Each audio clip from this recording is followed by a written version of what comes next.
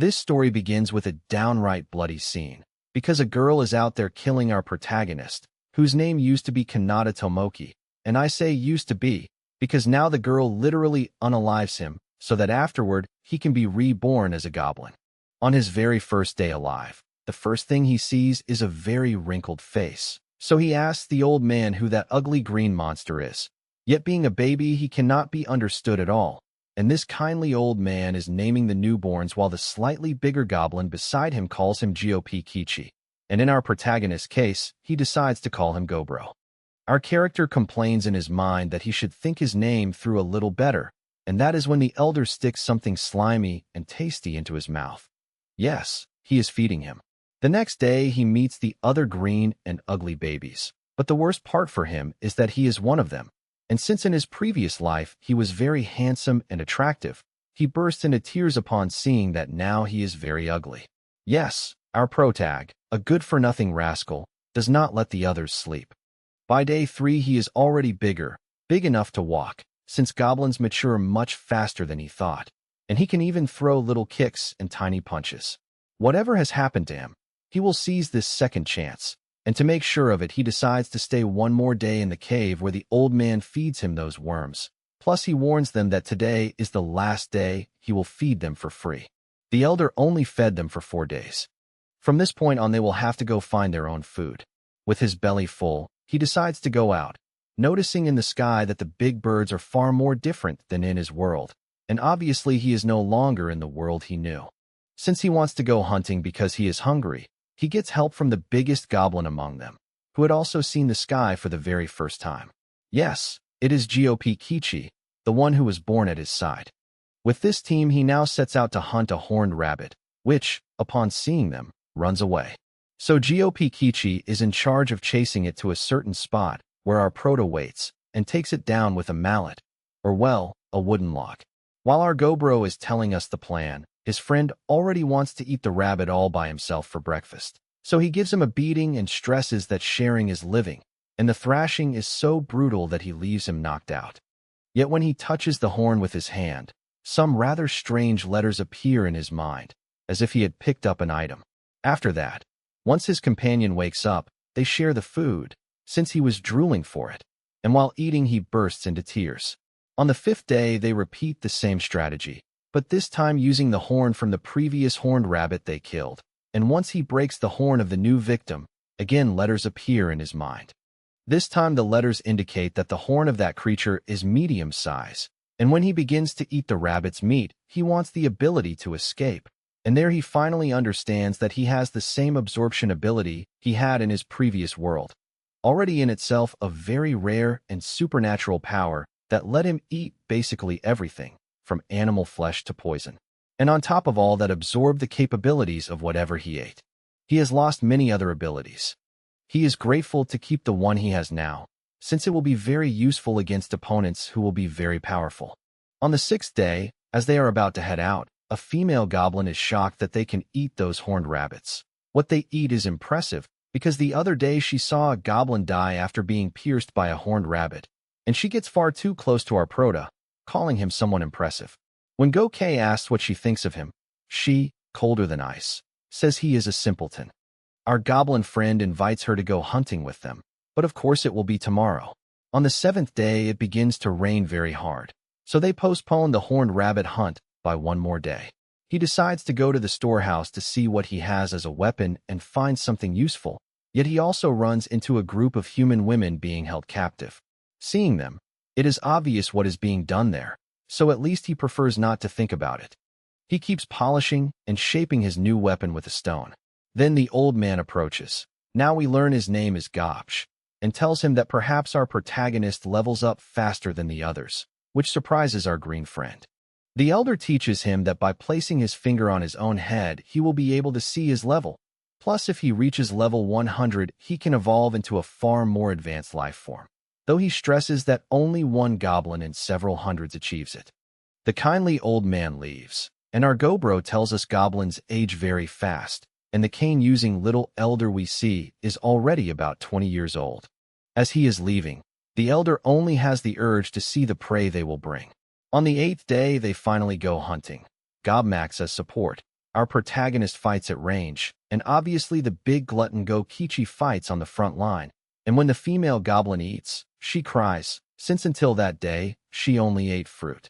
As for our green skin, he acquires the abilities of thermography and poison, which were the snake's abilities, and also the evil eye ability, so he understands that snake was on another level. Luckily, they could kill it. The glutton Go-Kichi asks if he can eat the head. Our good Gobro warns that part has poison, so better not eat it. While he keeps chewing and eating, he grows thoughtful, musing about surviving in this world and using this second life even as an ugly goblin. Obviously, they do the same the next 2 days. Yet the problem occurs on day 11 when they decide to enter a cave and find a lot of bats. It is very hard even defending themselves and attacking with the horn, so our Prota has no choice but to use his evil eye to stop them, and only then can they capture several. Well, capture them and eat them. While they enjoy the delicious meal, other hungry goblins watch them with envy. On day 12 at night, 6 goblins join forces to crush our Gobro. Since he is no fool, he keeps his detection ability active, and that is how he catches them red-handed while at the same time giving them the beating of their lives. He also removes one from the picture so that the rest learn not to mess with him.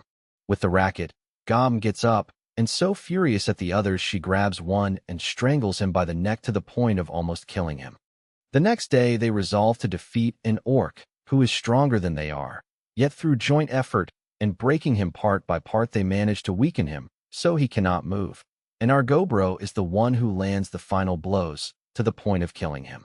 After cutting him into little pieces and eating, he thinks about yesterday, leaving the remaining prey to the others so they can eat without bothering them, realizing that not even in his previous world was he this good.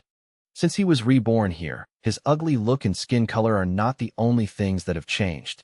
At night, while the moon is red, our Prota sees in his mind that he has already exceeded normal levels.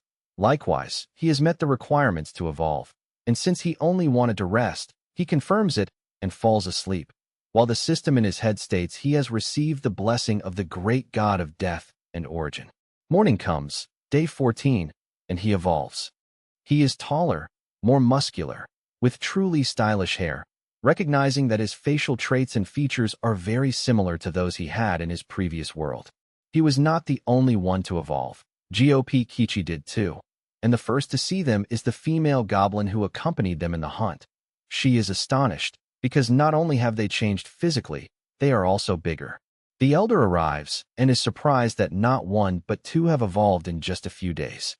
The big guy, wanting to compare strength, wants to fight our Prota, and obviously he accepts with a smile.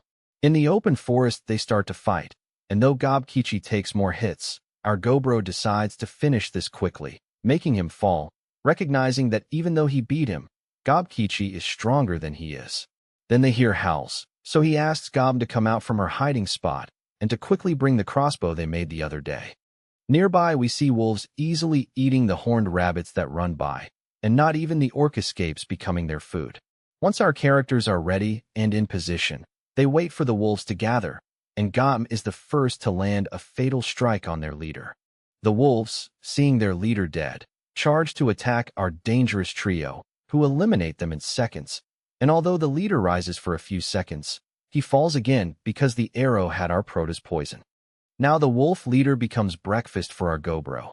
Thus he acquires the ability of military leadership and, well, others that will help later. Since it is far too much food for them, he decides to bring everything left over to the other goblins, telling them this is the last time he will bring food. Next time, they must hunt alone. Do not worry. He will teach them both how to hunt and how to make weapons for it. And so everyone kneels before him. His humble side shows, and he asks them all to stand, since at the end of the day they are companions. The little goblins celebrate the help our Prota has given. In that moment he notes the path he must take in this world, eat to become stronger, yet more importantly become a leader to rally his own. Things are coming, so he spends 4 days training everyone, still noticing these little ones have much to learn, and walking without looking, he arrives where Hopmi is changing. Just by seeing the sword, we note she has evolved as well, and since she is in the nude, she simply smiles at our Prota. On day 17 after being born, something terrible happens to the goblin village. The human women used for procreating new goblins decide to drink poison of their own accord in order to die. Our protagonist understands. No wonder they did it, given the horrible situation in which they lived, and as a sign of respect, he bids them farewell in silence. We reach day 26.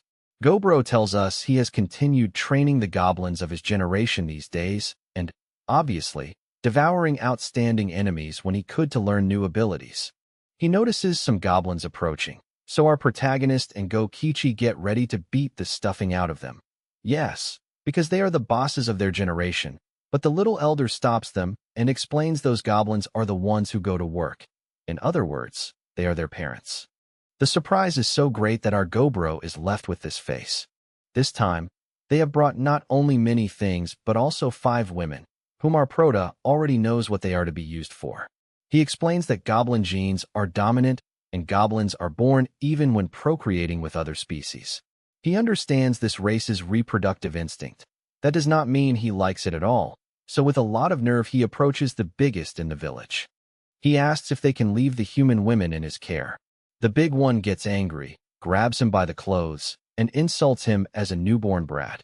And seeing this, everyone raises their swords. We were almost about to have a battle between generations. To calm things down, the mage Jobs and Hobbs appear, and the latter proposes that the leaders of both generations fight, and obviously whoever wins will be the new leader, but the fight will be without external weapons. Hearing this, the big guy agrees, promising to teach the boy a lesson, but the one who ends up learning the lesson is him. For our Gobro, it does not even take effort. He simply hits him and tangles him with the spider silk that comes out of his body, explaining it would be like spitting saliva, and in his mind he celebrates having learned that thread creation from the uni spider, because he wins easily. This resounding victory surprises the mage and the proposer alike. They did not expect a child to be raised this strong while they were away. With this victory, our protagonist tells everyone that now nobody will complain. He will be the village's leader. Most of the older generation dislike it, yet they accept the young one's words, except the big guy, who stays angry with our brow. Immediately our protagonist tells the girls he has informed the other goblins that they will not be allowed to touch them. Besides that, he will give them clothing, food, and shelter, and one day he will let them return to the humans. Hearing all this, the redhead asks what they have to do for him in exchange, but in Gobro's mind he reveals he helped because it suited him. In truth, he only wants them to teach him what humans know. He thus learns they were traveling saleswomen, and while on the road, the older goblins attacked them and killed all the men who came with them. Our protagonist leaves the women crying, sadly, because in that he cannot help them. On day 28, the human women look better.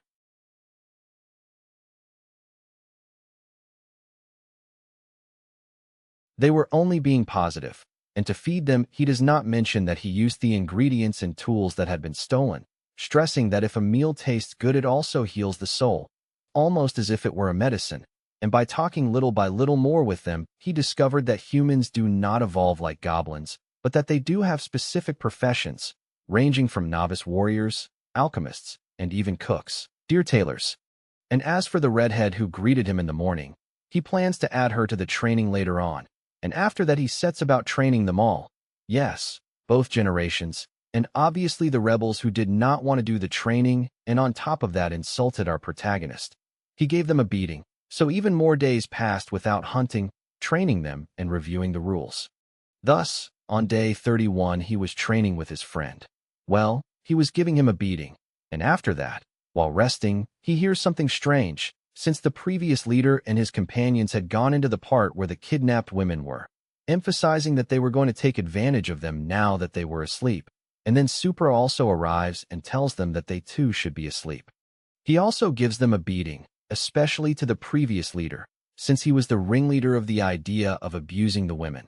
So our protagonist sent him to sleep with one kick, and approaching the little group of girls he apologized because the other goblins had come near them, and obviously the redhead cried on his chest. So when the others arrived, he ordered his friend to drag the filthy ones out of here. And as for Gmi, to wake the others and gather them, since he wants everyone to see what he is going to do to them.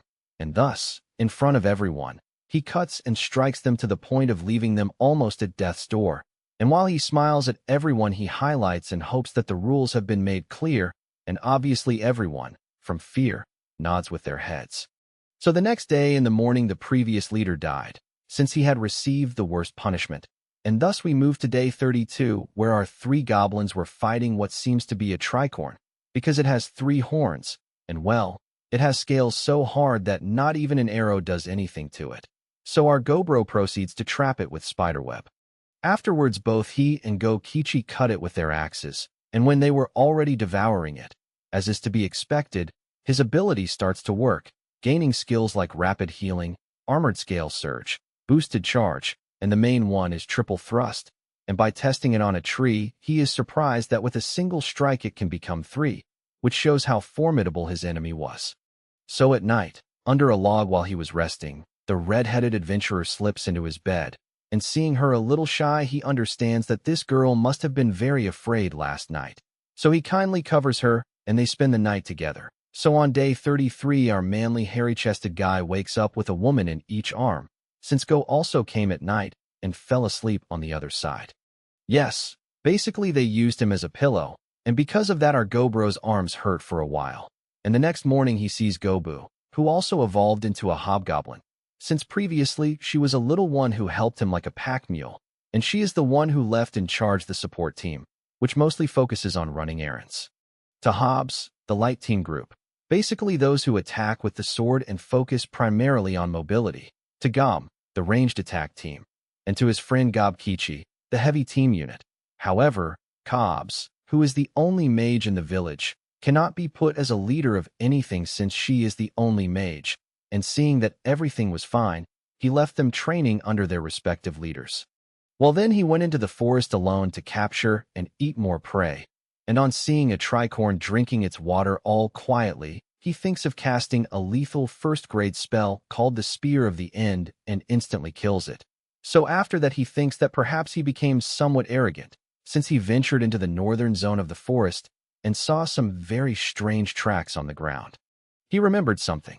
The kindly old man always reminded him not even to think of setting a foot in the northern forest, which is where our protagonist is now, since in the deepest part lies an enormous red terrifying bear, and right then he runs into the aforesaid one. So he again thinks of using his Spear of the End, and this monster saves itself by sacrificing one of its arms. That surprises our protagonist, and while he keeps dodging the bear's claws and noticing its destructive power, he realizes that not even the tricorn scale armor is of any use. So he quickly tries to hit it with his axe on the head, and is unpleasantly surprised that this monster's skull is harder than he expected, and with one swipe the red bear sends him flying. So now he decides to trap it with his spider webs, but the ultra-buff bear breaks them with no problem, and on top of that breathes out a flamethrower. Yes, as if this monster were a Pokemon. And thus the whole area where they were fighting ends up blazing and in flames, and obviously the monster, being a bit wounded, decides to withdraw, but our protagonist, who is healing from the flamethrower, comments on its power. He says the red bear's attack was at 2000 GR, and also that not even in his previous life had he heard of a bear that spewed fire, but he is afraid of nothing, and he dashes to attack while shielding and wrapping himself with water magic, this being the only way to defend against the fire, and he draws ever closer to its mouth, since although the bear is tough outside, inside it is very weak. Thus at last he thrusts the sword in and neutralizes the flamethrower. Nevertheless, the monster punches him and sends him flying, since it still has not given up, and our Gobro neither. Although he is coughing up plenty of blood, for his part the bear, even with the sword in its mouth, roars so loudly that it makes our protagonist think that anyone would be paralyzed on hearing that sound. And as they are almost at the end of the fight, he is aware that if the bear lands just one attack it will be enough to kill him. He has no fear whatsoever and knows that such a formidable opponent will be worth eating, so he dodges one strike and manages to hit it with his axe on the back, leaving the bear worse off than it was, and in the last clash the monster cuts off his arm.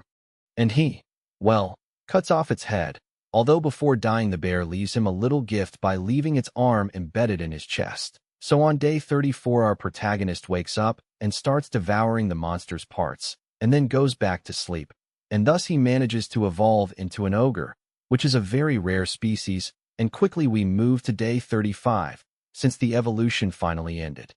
And since he is hungry, he keeps eating the bear, but then he notices a knife and wonders if it had always been that small, since now our Gobro is much taller and bigger, and when he reaches his village where his kind are, none recognize him, and everyone asks where Gobro is to help them.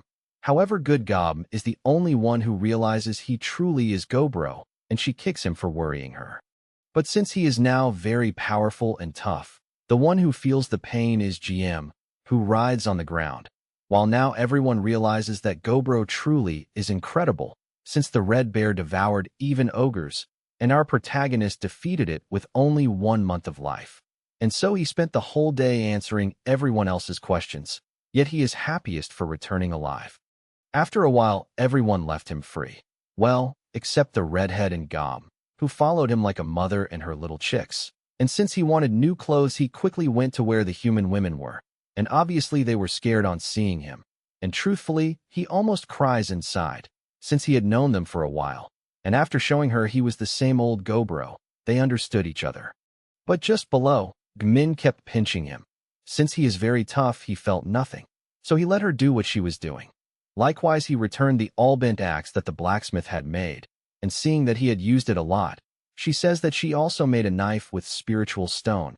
He found that very interesting and was so grateful to her that he even patted her head like a small puppy.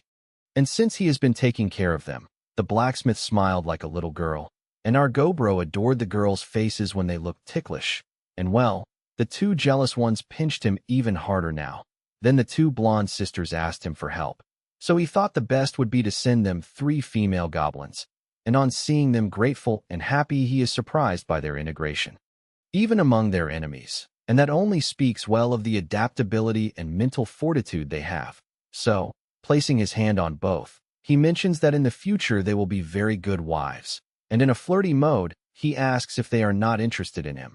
And those words obviously leave them very flushed, although they also knew he was just being an adulating flatterer with them. He was very happy to see their very pleased smiles, while they were utterly adorable. But while he was calmly watching everything, the other two teamed up to hit him, since they are tremendously toxic. And after that he went to where the alchemist was, who was obviously making potions. But more importantly, he asks her about the poison she had, and she tells him she wanted to use it to defend herself. But now she knows she can trust some goblins like him, and obviously no longer plans to poison anyone's food. So he quickly lifts her up, and there she tells him he has become so imposing that she does not know what to do. And while being carried by our alpha male, she smiles. And he is left amazed by her shy smile, with a serenity as beautiful as she is, though he feels jealous chills coming. So afterward, he spent some time with them, and the next day, being day 36, he had to cancel his afternoon bouts in which he participated, because he almost broke his friend Gokipi's armor, and, well, he leaves ordinary goblins almost dead, and obviously he went to heal them. For his part, Gokichi mentions he was going to go hunting, and our tough guy notices something is up with his friend. Later he saw how the redhead was training on her own. At the same time, they informed him that Gobu kept extracting spiritual stones, and also that Gob and Hobbs went out to hunt together, and he, for his part, was weaving a big blanket to sleep. So the mage praises the fact that he is very dexterous despite having lost his left arm.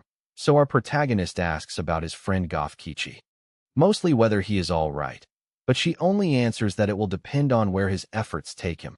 He understands that and asks her to return his book, but she, ignoring him, tries to learn the spells as fast as she can, while the kindly old man, all happy, watches how they are having fun, and that day in particular was a very relaxing day for our protagonist. And the next day, after the usual morning training, he was completely chill eating his breakfast when out of nowhere Gobu comes running, shouting and asking our Gobro for help, since she carried in her arms a carbuncle covered in a lot of blood. And of course the first thing he did was heal her, while Gobu tells him that she found the little one while digging. After a good while the little one wakes up, wondering where she is and who they are. So our heroes explained everything that happened, and she agreed to talk with them, revealing that humans attacked her recently. And the reason is very obvious, since the jewel on her forehead can be sold for 1 billion gold coins, and then she wants to ask a favor of them, to drive away those human adventurers, since she herself does not have much time left to live. because it turns out that this little carbuncle named Latana was actually created by the legendary mage called Velvet, and the aforesaid one designated the little one as guardian of his secret storehouse. And when the humans attacked, they badly damaged her core, which is why she has very, very little time left. And according to what he heard from the carbuncle, that secret storehouse has mountains of very expensive legendary objects. And then Latana tells him she would rather give the treasures to them than let the filthy humans keep them. And without thinking much, our Gobro calls the rest, since they will accept her request, and that very day they will go to the storehouse. Likewise, he asks the blacksmith to bring that spiritual stone knife she mentioned, since with that he can look more powerful before the humans, and it would also serve as a deterrent against them. At the same time, he warns the redhead that he is not going with the intention of killing them, and for his part he will do as much as possible to persuade them, and if not, he will act, and then they will eat them. Super twisted. And to reach Velvet's hidden storehouse, they went in through the hole in the wall that Gobu had made. And truthfully, he was surprised at the tremendous strength she has despite being so small. Likewise, he asked the other goblins to hide so that he could speak alone with the humans, and as he searched for them, he found them. Even when facing him, the humans shout that they are going to kill him and then take the jewel from the little one. So one proceeds to attack him from behind, hiding his presence. But obviously our Gobro, with a single hand, stops him and reproaches him. The fact of killing the inhabitants of this place, and on top of that stealing their treasures, is a crystal clear case of robbery and murder. And the worst of all is that the human adventurers do not even feel bad. So even though it is a very rare race, this time he will be very compassionate with them. Thus he tells them that if they leave now, he will spare their lives. Nevertheless, the humans ignore him.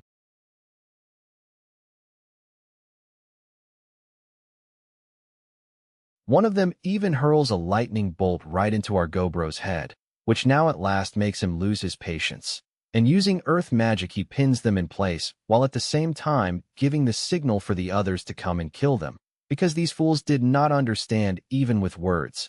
And with the knife the blacksmith gave him, it is that he slits their throats into little parts, and together they eat them. And obviously our protagonist, being more intelligent, tasted a part of each adventurer so as to acquire the ability of each one. And well, once they were eliminated, they kept their things, thus finding a hermit's ring, which serves to hide the bearer's information, and well, also a magic bag which can store up to 99 units of 200 types of objects. Nevertheless, to try something new, our Plota ate it and at last acquired the inventory ability. Yes, his ability is way too overpowered, and later, after the feast, the banquet, and after looking over the adventurers' items, they headed to BBC's treasure chamber, where they found much gold and weapons, yet also the deceased body of that mage. At the same time, the little Latana thanks them, pointing to her master, who was an expert at controlling spirits, and in this storehouse they can find diverse spiritual stones. But at that moment, when it is in our Gobro's hand, his body begins to shine and to disappear from the bottom up, thus bidding farewell to our protagonist, who sees that now of Daytana only the jewel remains, and he swallows it, thereby acquiring the golden rule ability. Meanwhile, nearby, Gobkichi was very worried about Gobu, yet then she calms him down since everything is fine. Likewise, everyone prayed in silence for Latana to send off her soul, and well, they gathered all the treasure together, noticing that the inventory proved very useful, since everything fit, and there was even space left over, and thus they left the storehouse totally clean and empty. And since he did not want to leave the mage's deceased body just like that, he decided to incinerate it, and upon eliminating it, it drops an object which is a metallic arm, which Gobro quickly grabs, and this adheres to his body in a very painful manner, and it makes our Protego wonder if perhaps they gave it because the mage no longer needs it. For this arm turns out to be a lost legacy of the gods, which has armor break, magic break, self-evolution, and elemental echo, and perhaps in the future we will see him using some of these abilities, and obviously, being in front of everyone and showing it to them. They are astonished, since it not only works like a normal hand, but also can rotate the full 360 degrees. And the best of all is that he can use it like a hand of his very own, since it allows him to launch poison and threads. And now that they have completed Latana's request, they get ready to seal the entrance, and they went off to celebrate with the alcoholic drinks they found.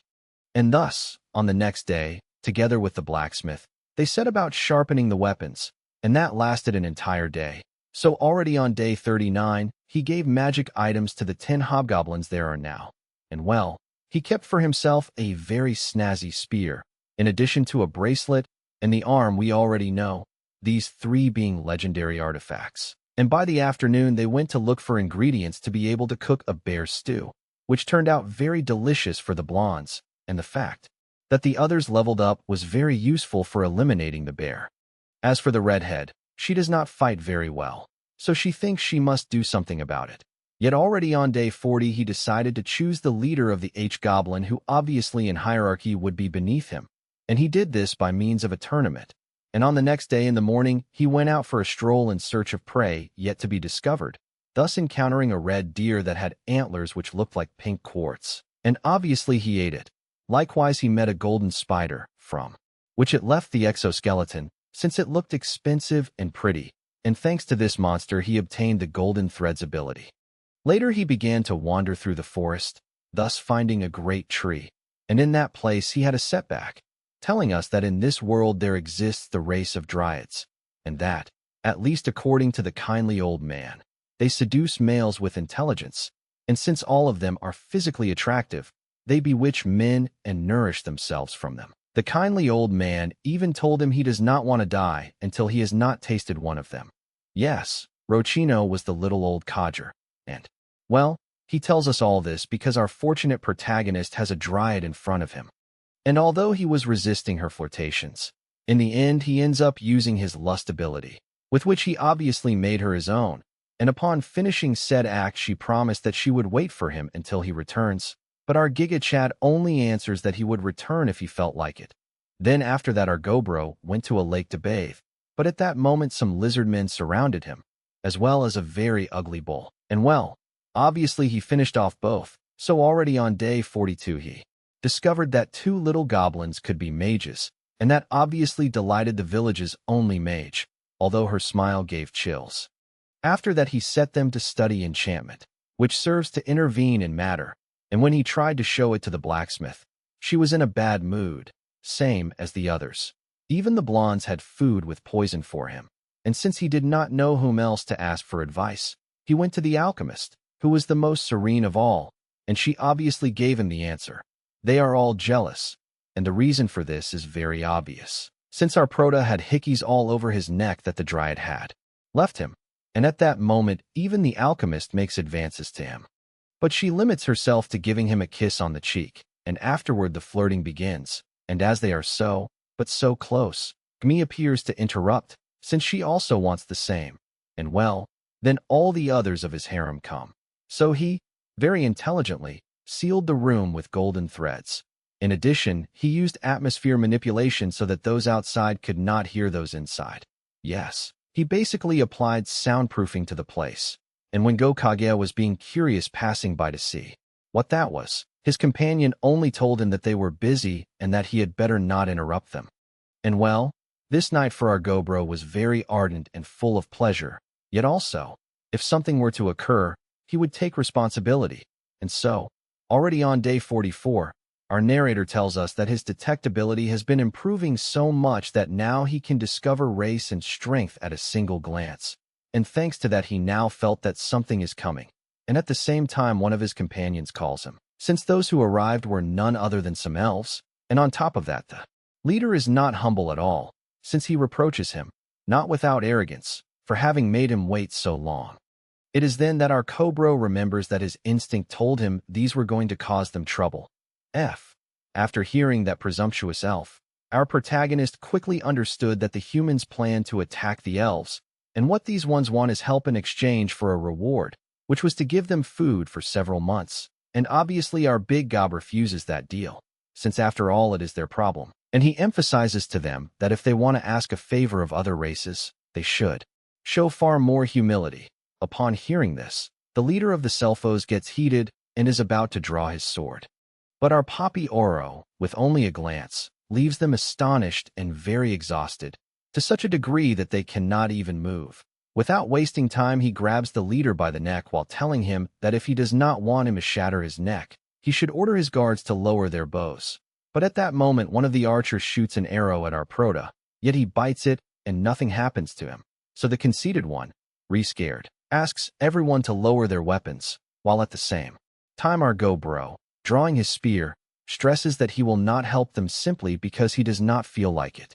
Unfortunately, since they also live in the same place, he knows that the humans will soon come to bother them too, and thus he is willing to help, and by striking his spear against the ground, it is that he oppresses all the elves present at once, for the ability of his spear is called Tempest, and this works in a radius of 100 meters. At the same time, he releases the elven leader, and he, together with the others, takes the chance to run like utter cowards, and upon seeing them run in that manner, our Goblin thinks that they should not come back for a good while. Thus, on the next day, he set out to hunt some gray slimes, which are usually found in the depths of the forest, and in total he hunted about 20, and by eating their cores he acquired distinct abilities, like physical resistance, fluid replacement, and autofission, the last being the one that caught his attention. So, making a wound on his finger, he placed his blood upon a rock, to which he gave the shape of a little doll. And yes, that is how autofission works, although he can also see himself through the little doll, and with that an idea occurs to him. For the same reason, on day 46 he mixed his blood into the lining of some outfits the girls had for going out, and he gave these to Kmi and some human girls, since they will serve as a transmitter in case of emergency. And already on the following day we see him using his little red doll, and it is a good thing he used it, since right there the elves came, and this time better prepared, but our ogre friend will not allow it, and with only a shout he shakes all the elves to the point that they cannot even move. So our protagonist quickly goes out and captures them all with his threads. And once they are already seated and gathered, he asks the leader why they returned, but the inept one only answers that they wounded his pride, and that is why they deserve to die. Nevertheless, not even his companions defend him, since they tell our Goblin that they try to stop him, but he does not listen to them.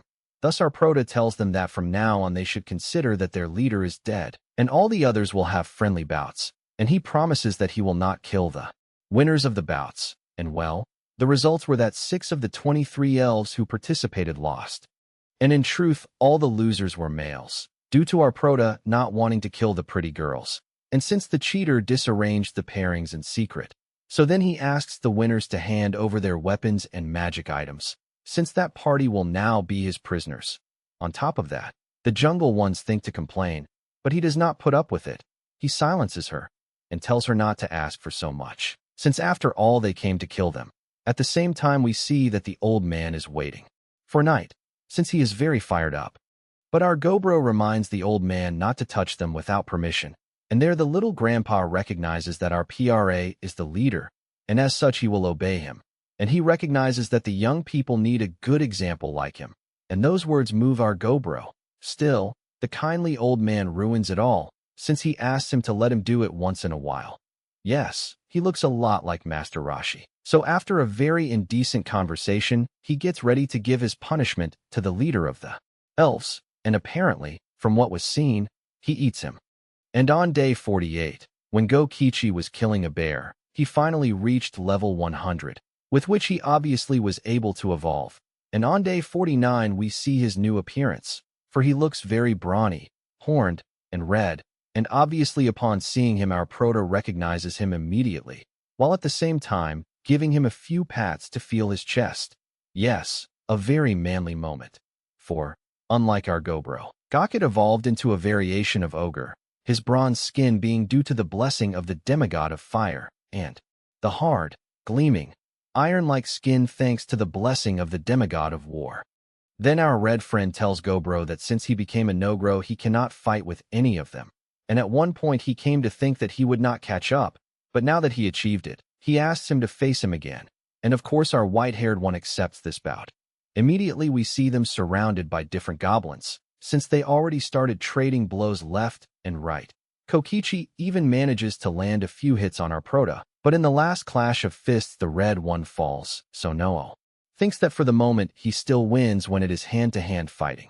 Nevertheless, he does not doubt that Goichi is now his rival, And already at night, when he was very exhausted after the friendly match, something approached him, apologizing for something and asking him to please accept this. And in our protagonist's system it appears that he obtained something. But upon getting up out of nowhere he does not know what happened.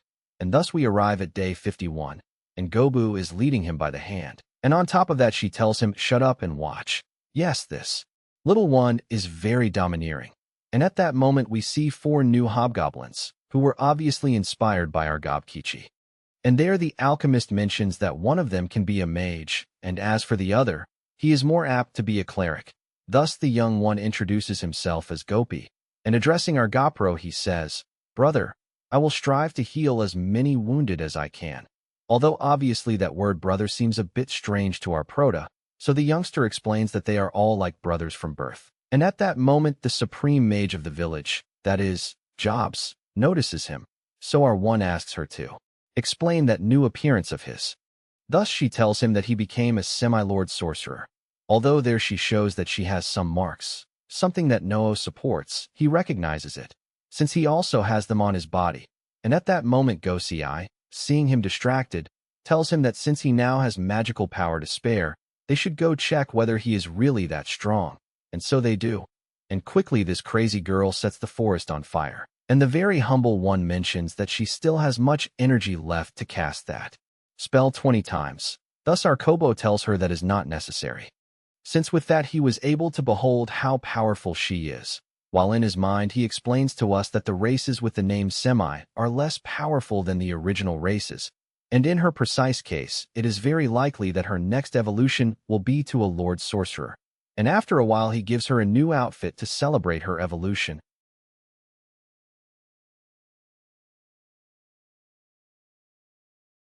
But Gops and Com mention that very soon she will at last reach it.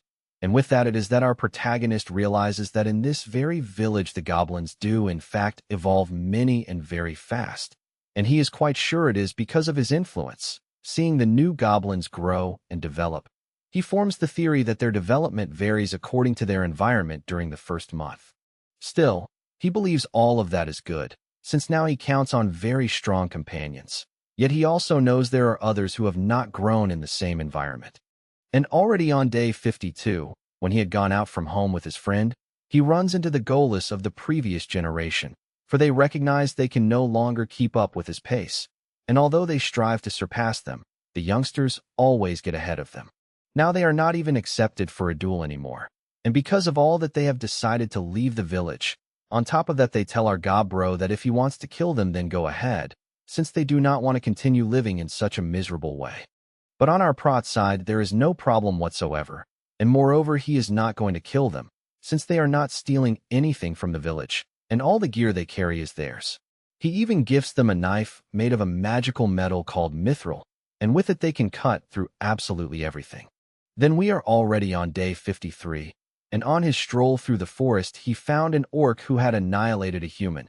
And although the human was already dead, he thought of leaving it there. But upon noticing that it possessed a peculiar skill, he decided to keep it. So yes, he ended up killing the little orcling, and this skill is Monster Tamer. Later that night, the alchemist surprised him with something. For according to her, she created what he so very much desired. And upon taking it, he becomes truly delighted and happy. Thus the next day he gathers everyone, tells them that their parents' generation abandoned the village, and in front of all he mentions that if anyone wants to leave, simply raise a hand, and do not worry, since he will not stop them. And just like those who left, he will give a farewell gift. Obviously nobody leaves, and above all he says it is better this way. Raising the cup, he declares it is time to toast. Several days pass in peace while he dedicates himself to creating earrings for ears with his own blood, and he calls these Urk, and thanks to this he can converse with them. Once tested, he mass-produces them. On day 57, he notices that Gobu has developed very well. She even managed to slay a tricorn, and best of all, she captured it almost unhurt. With this great opportunity, he uses the Monster Tamer skill of that human. And thus, this powerful monster becomes his first familiar. Not content with that, they also take the burly bear, and thanks to it, they capture the leader of the wolves, whom they leave in charge as the bodyguard of the human women. On day 59, something interesting happens for him. since the redhead who did not stand out much in fighting truly shines that day. So he thinks she is at least one of those people who draw out all their potential when cornered. Moreover, that same gal managed to handle 3 cobs, and while he was inviting her chicken, his bird alerts him. She learned a new profession.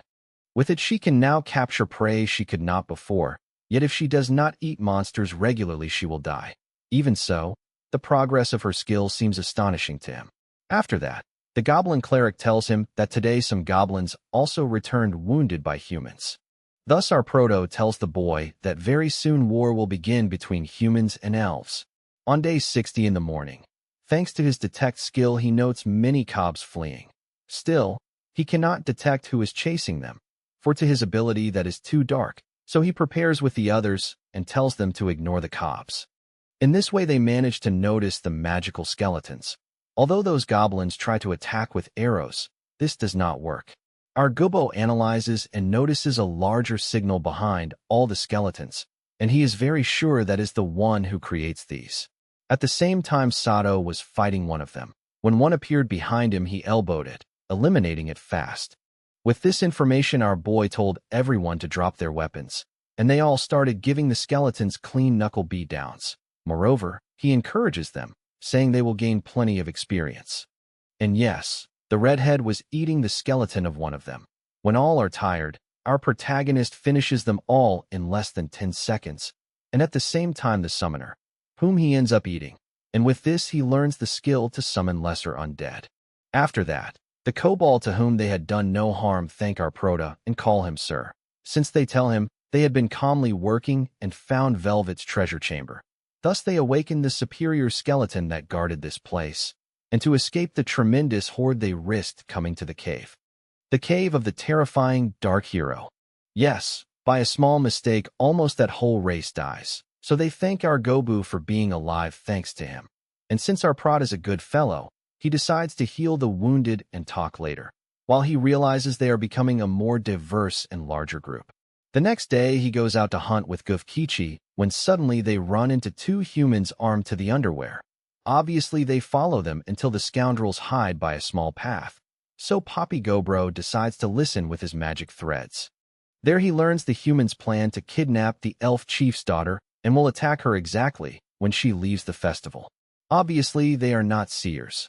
One of the elves betrayed his own race and leaked the information to the humans. 2 hours later the victims are passing through that place, and of course our Gobro and Gokichi stay on guard, noticing with great astonishment that the aforesaid girl is the most beautiful. Then they stab and shoot arrows at some elves while putting their target to sleep, and obviously Poppy Gobro steps in, solving the elves' situation in a heartbeat. The humans are trapped in the enormous spider web that Gokichi is carrying. As for the dead elves, our protagonist has no choice but to pray for their souls. Next morning, with the humans captured, they somehow extract information, learning that the human army will attack in roughly 20 days. Later, our Gobro eats the 12 humans. Yes, super disturbing, but the good part is he also obtains their abilities. When he raises the elf girl, he notices she has wings, while she shows herself distressed, thinking he will abuse her little body. Obviously Poppy Gobro is not an abuser, so he waits for the most opportune moment to tell her everything.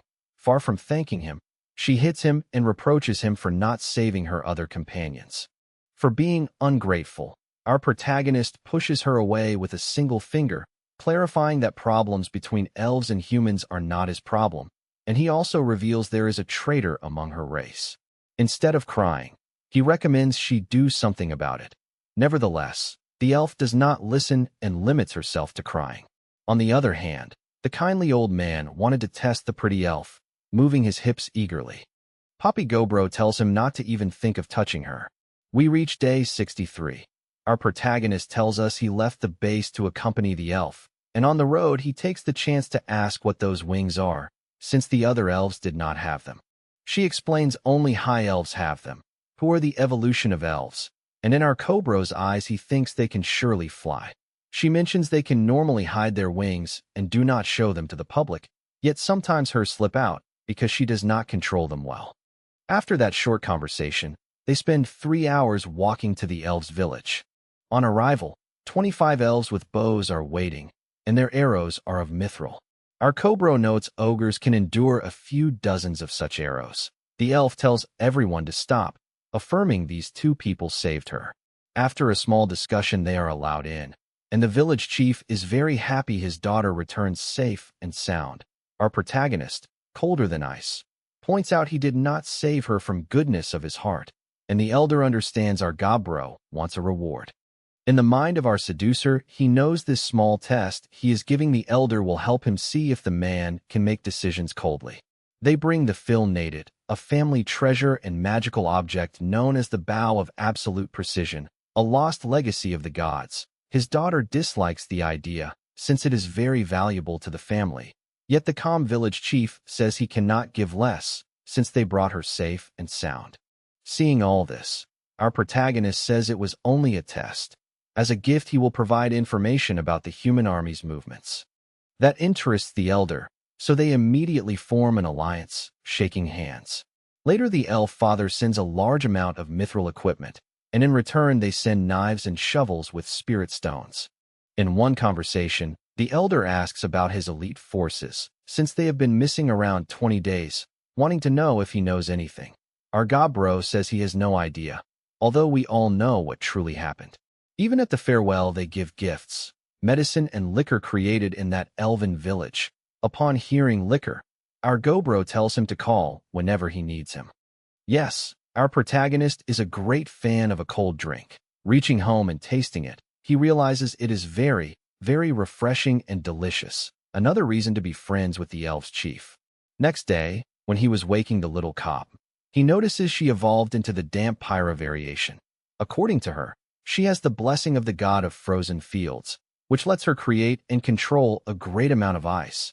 And above all, she has a special ability called Charming Eye. Truly, our Gobro sees it as very useful, since it makes enemies fight among themselves. They make her special glasses and ask her not to use it unless facing the enemy. He also notices her blessing removes weakness to sunlight. What astonishes him most is her current appearance, since that image and figure are very similar to a woman he knew in his previous life. As our horned friend was looking at her a lot, she thought otherwise, so he plays dumb and says he was only admiring her.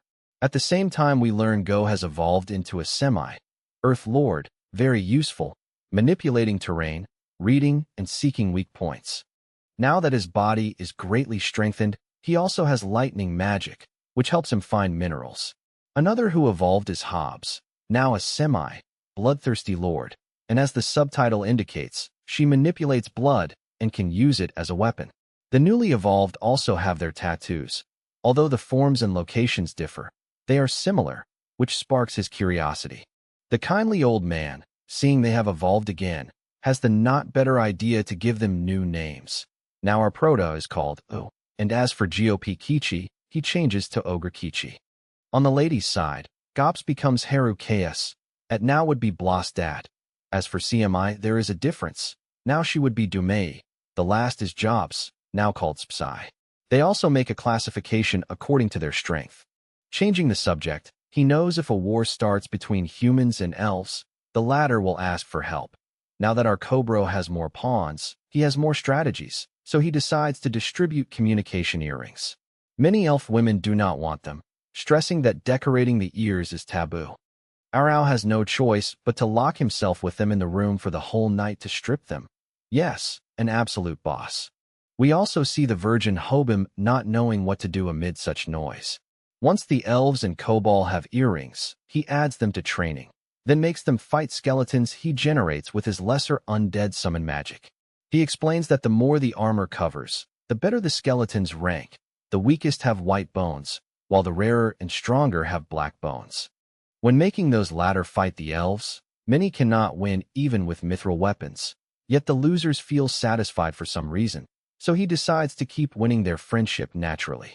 On day 65, he realizes using more magic lets him summon normal skeletons, zombies, and black skeleton mages. The taste of these species intrigues him, yet he cannot eat them since they are ghosts. Several have different competencies and serve for training, but under sunlight they are purified and vanish in seconds. Therefore they cannot be used by day. Likewise, he tells us that in his village they now surpass 100 inhabitants. Then we meet a crazy girl who likes to eat rotten food, since for her they are favorites, and she does not listen to no Sopra. Even he tells her it is dangerous to eat that. Next day, they go to the cave where the Cobbs lived, where they pick up their things.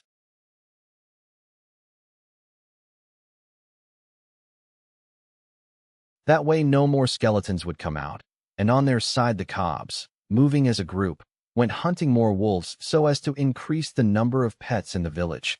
And in that moment, when they ran into a boar, Pisatun her true demolished it with a single blow.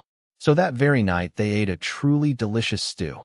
And that same night the smith handed over the halberd that had broken when fighting the red bear. Yet unlike the previous one, now it is made from an amalgam of spiritual stone, forged iron, and also mithril. Yes, crafting only that weapon is an extremely demanding job. Since the smith, by mastering the treatment of spiritual stone, acquired the profession of elemental smith, and for such good work our protagonist gave her reward. Thus, on the next day, being day number 67, his friend Ogre Kichi wanted to talk about deep matters of the heart with his friend Gro. It turns out our red friend is in love with her true, something our prota had already realized a while ago, since his friend has always been an open book. Thus Kokichi grabs his friend and asks him for a piece of advice to tell her, since he does not know how to express his feelings. And this situation of a friend confiding something secret feels very comforting to our prota, because if she rejects him it will hurt less. Yes, not even our Ogu has faith in him. Yet since we do have faith, let's go, red. And well, our protagonist, the coldest one, mentions that tomorrow he should tell him how it went. In the night, under a red moon, our shy ogre Kichi managed to arrange to talk with her alone. Although he was stuttering, in the end he was able to propose that she be happy with him, and obviously she, in tears, accepted. It turns out that Ertru had also asked DY for advice, and between her and our Gogro they encouraged them to confess to each other, so that when sparring with our protagonist he managed to land some solid hits, even saying that today he felt very light. On hearing that, our prota worried about Ertru, thinking perhaps Ora Kichi had left her incapacitated. Nevertheless, she was completely normal, although yes, a bit sweaty. And on his side the Orokichi was so strong and energized that our Perota even let him fight a black skeleton. After the hard training they went hunting, all four, because there were many new insectoids which served them to accumulate shells. And in one of so many meals he obtained the ability of exoskeleton, which he could make appear on his body at will, and when he tested it against the axe he noticed it was very resistant, self-regenerating while dispersing impacts. Even Goen thought it was a very pretty armor. However, when at will he removes the armor, the clothing he had also disappears, since this ability uses what one is wearing, and it can register a total of 4 forms. So it occurred to him to add 2 combat forms, 1 aerial and 1 naval. For the first he used the Hitro and thus created insect wings, yet lacking practice, he fell. After sweating, he went to visit the Herrera. There he realized some elf women also came to visit her regularly to share opinions on new weapons. These two are named Kuru and Aru, and they explained that mithril is worked after converting it into an amalgam. And to get an idea, the spiritual stone alloy of our prota's halberd, his axe, is also another amalgam. He noticed the smith had developed a very fast-shooting crossbow, so he asked her to mass-produce it, gave her some amalgams, and she happily accepted. Then he taught the head cooks to make fries. After that he chatted with the alchemist about creating magical items, since she managed to create the bones of the black skeleton, stressing that they are very useful because, once stuck in, they immobilize, being at the same time her first masterwork since she learned item creation. Flirting as she is, she tells our ogre to imagine it is her and to use it with much affection. And since our protagonist is extremely attracted when the alchemist gets very playful, he could not resist, and it happened. They were caught, and thus another sleepless night passed. The next morning a small group of unknown elves appeared in the village. Seeing the other elves training, they did not recognize them, since our prota has them camouflaged thanks to the earrings. Everyone else sees them as dark elves. Now they came to report the problem. The human army has begun its march in the Codrunner Forest. Their representative says that group was declared dead, and he mentions the deal will pay very well, but if they desert, everything is void. He accepts and hands over a communicator for the village chief. Since our reincarnated hero is clever and knows information is precious, he distributed his copies through the forest because he knows that if one desires peace, one must prepare for war. At the same time, he asks CMI to gather everyone, and he tells them that from today they will be mercenaries, and as none understand, only Ogro Kichi asks. He explains it is basically a professional combat group, and their name will be Parabellum.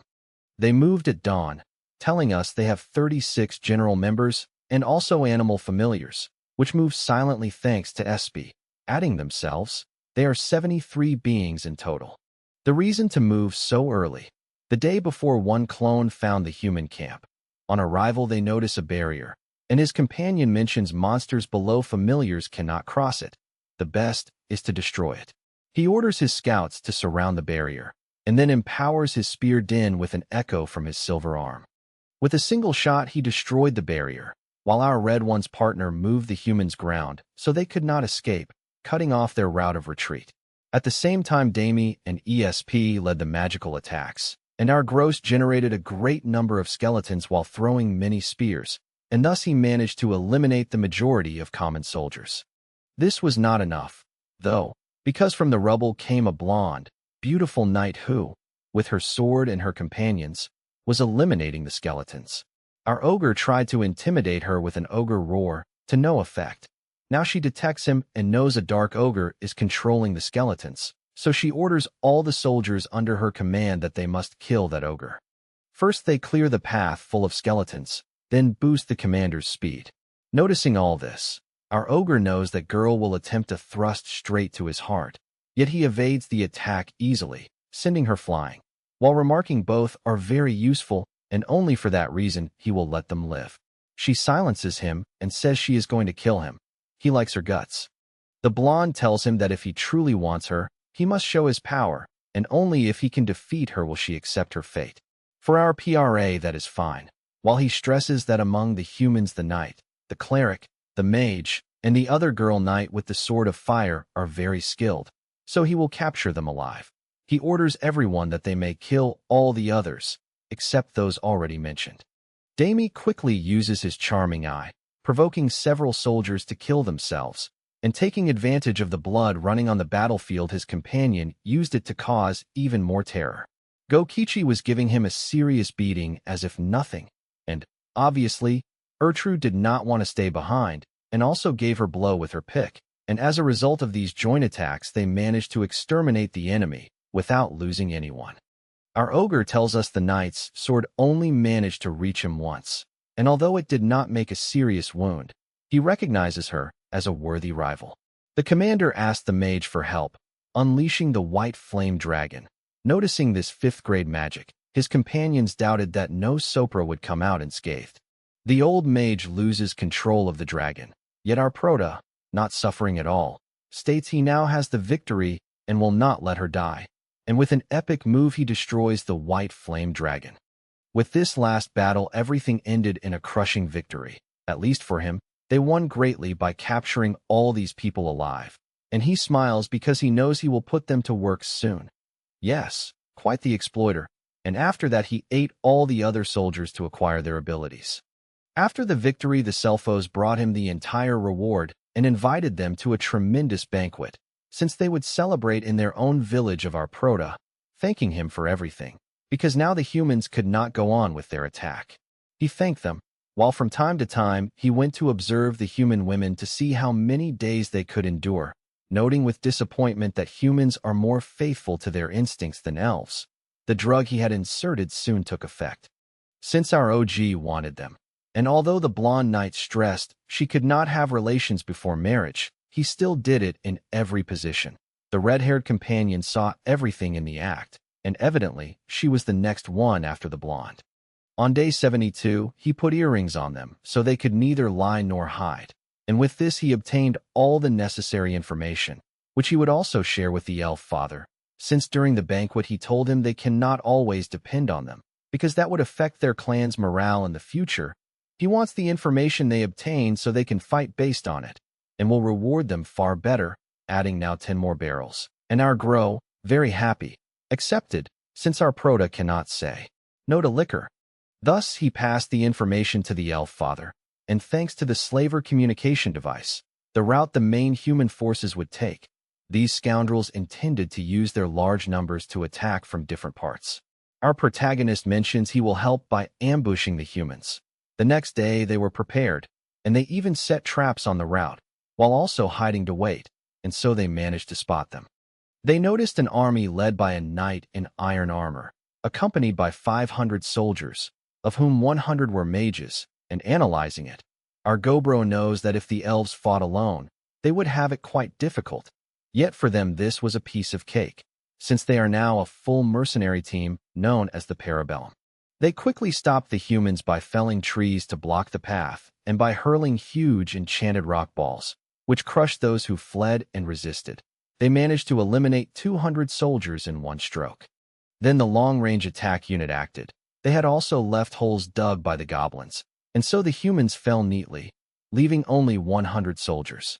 The main problem came when their leader asked everyone to gather and form a wall by piling up shields, corpses, or anything they found. And seeing this high-level leadership, our ogre friend mentions that Iron Knight is quite a good leader, and evidently with this the battle stalled. So our Pelota changed strategy, asking his friend Ogre Kichi to go and capture their commander. Thus they defeated everyone by a joint 3-person attack. He doubted whether Ogre Kichi could hold back, and he was right, since the human had no chance with our red one. Still, he defended quite well, so this would be a good pawn. After a while of fighting, Ogre Kichi brought him on his shoulder. They celebrated with a high five, reported it to the elf father, withdrew, and ate some soldiers to obtain some abilities.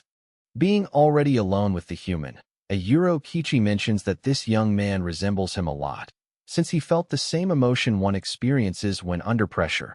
Yet Dammy interrupts, asking him for a night of pleasure and a child of his. And obviously, since our Proto does not dislike direct requests, he accepted the request at once. Meanwhile, in the cell where the humans were, some complained because they were locked up alive, but the redhead was calm, since at least they were given food and a place to sleep. However, the other soldiers, being of the nobility, stressed that a plebilo like him would not understand, since all this hurt them right in their pride. The young man did not care, saying if they can still complain it means they are fine. And then our GRW interrogated him to know the reason why the humans want to attack.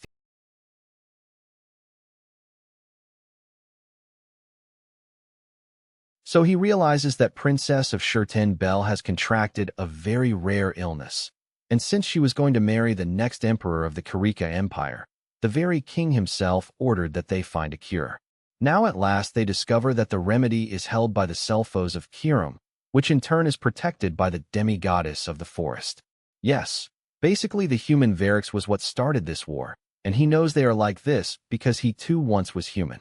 Meanwhile, her true, while he was digging around, found what seemed to be hot water, so quickly Ogre went to the place, noticing with great joy that these were hot springs.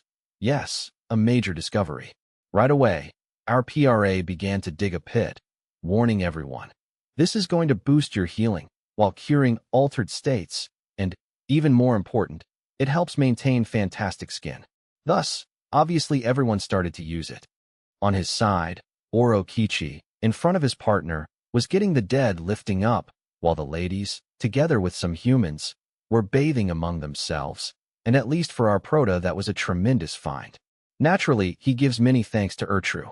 Now we move to day 75, where a new training began with the prisoners, carrying out a simulation in which he used real soldiers, and victory defined the one who defeated the opposing team. Yet, obviously they did not make them fight with lethal weapons. Instead, Ogre, Kichi, and Bloss kept losing again and again, and our red-haired friend had his brain so fried that smoke was even coming out. With this, our Grawl made it clear who has more muscle instead of brains. Still, the redhead had already gotten fed up with fighting skeletons and asked to fight our Gore. Yes, this boy has a lot of guts, or is very foolish. Our Proto thinks it is the former, so he helped him by empowering his body, since otherwise his human body would not withstand the fight with him. Raising our Proto's power to the maximum, they started trading punches. However, our dark friend dodged them easily, finishing it with a combo of blows. Once defeated, He healed him so he would be fine. Then that little crazy Orokicha, seeing the human empowered, asked to fight him. Of course our Proto allowed it. And with the support magic the human had, now at last both were even. So much as this, so that the very Orokichi was impressed by the human's fighting spirit. The human women even mentioned it would be a waste to have him as a missionary, highlighting that he is an incredible human. On hearing this, the blonde cook stressed that they would already be staying with Papio Grow. During lunch, the redhead tells our protagonist that, coming from a place with many semi-humans, he gets along better with them than with the nobles who were his soldiers. Noticing that here semi-humans, beast folk, and humans live together, he saw that he leads them very well. So, standing up from the table, he says he will stop being an imperial soldier, since now he wants to fight under his command. Seeing that sincere and confident gaze, our Prota's weakness, he immediately accepts, freeing him from his slave collar, since he recognizes he is someone with talent, and he knows that people like that must be put to good use. Thus, he appoints him master of the red-haired girl, so she can learn arts and combat techniques unique to humans. The next day, he decided to gift 3 humans to the elf father, and took the chance to ask about the remedy.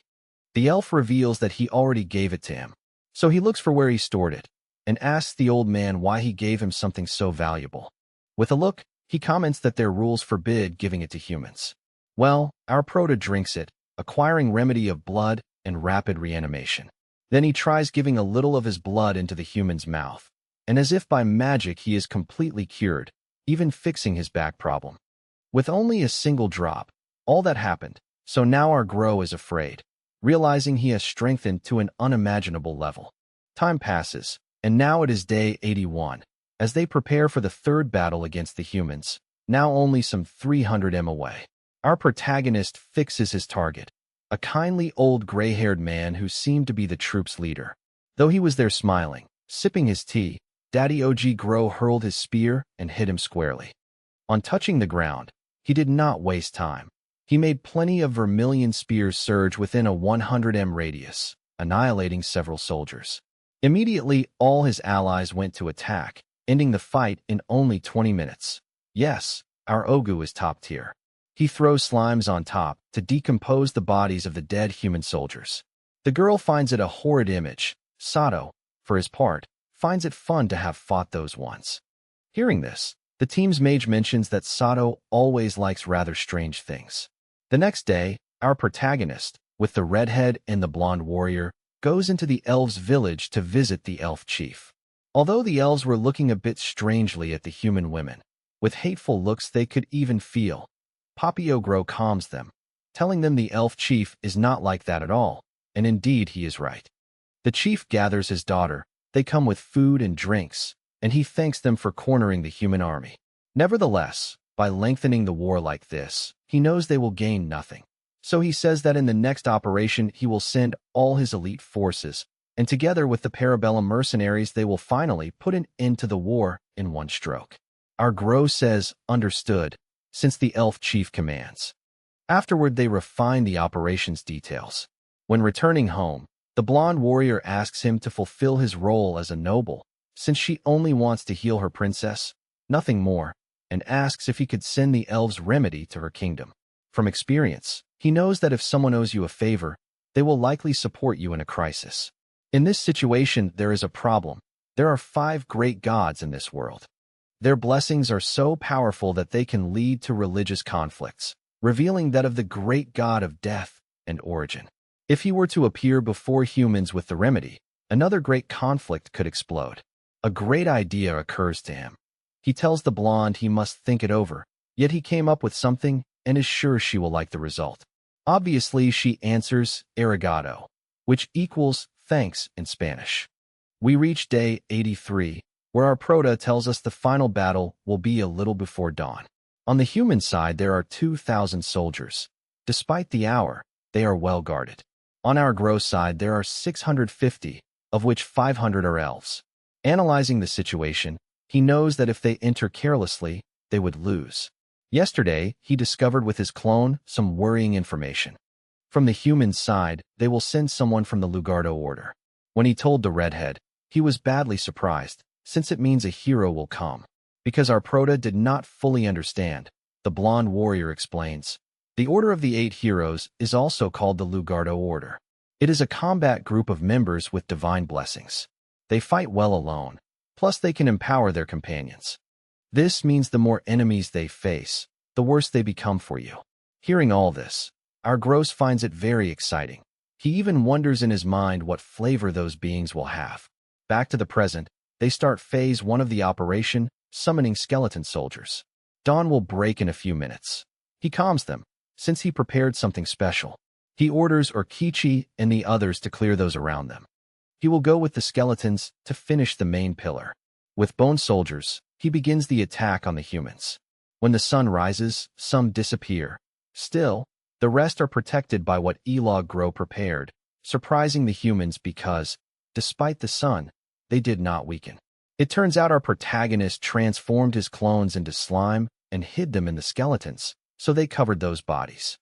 At a critical moment, our Grow appears, ordering the skeletons still alive to go support the others, while he alone will annihilate the humans here, absorbing into his hand all the blood and water around, planning to eliminate them all in a single blow. Nearby, 2 escorts were bringing the hero, who, after walking, comes close to our prota and, noticing what he does, says he has found someone interesting. Right then our protagonist compresses it, and then scatters it all, eliminating everyone around. Seeing a special monster, he considers eating it.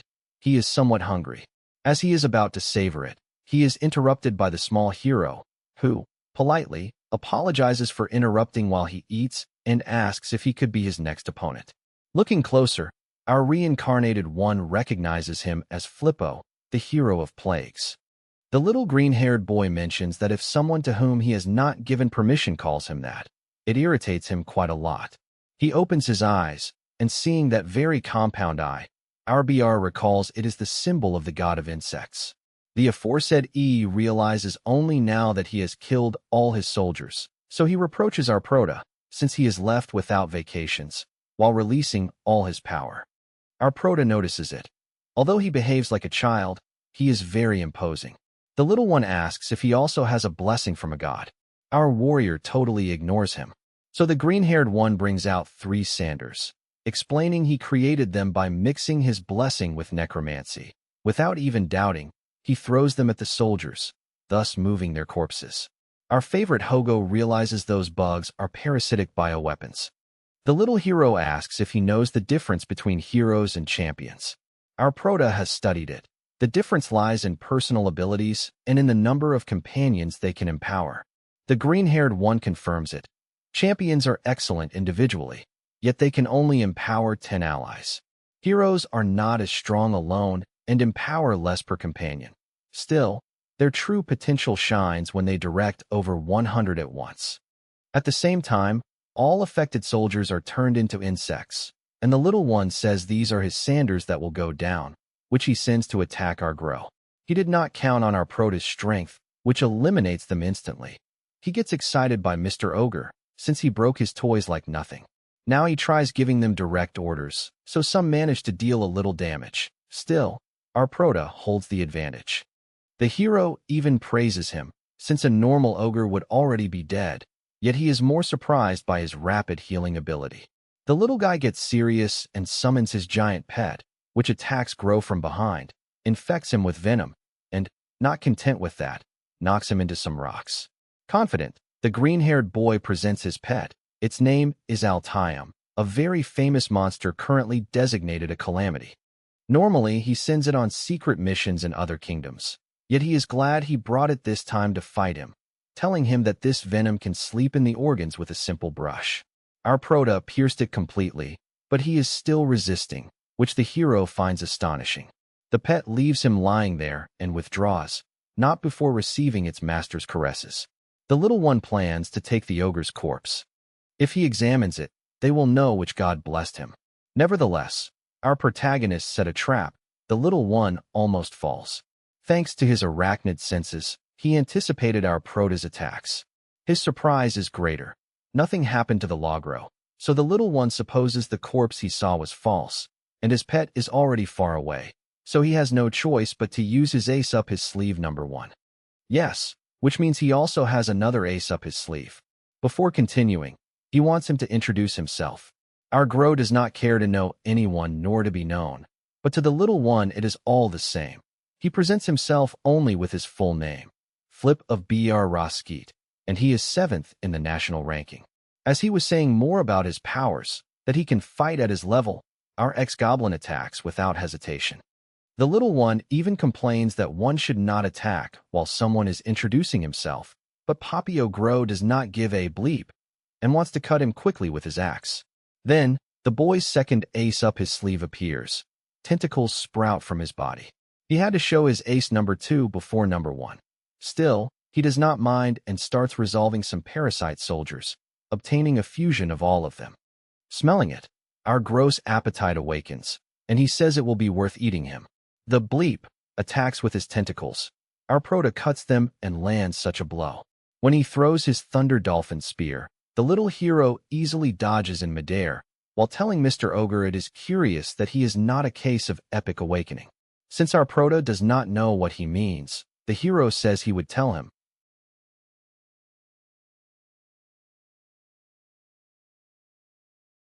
So Papy Grow tells him that he now at last forces him to speak, which is why he asks whether he too can dress as __, like him. So this one mocks him, telling him not to say silly things. Yet when he sees Papio Grow with a mocking face, he expects the worst, and wow, he was right, because our protagonist activates his exoskeleton with which he can fly, just like the green-haired hero. And that is how now the battle begins in the sky.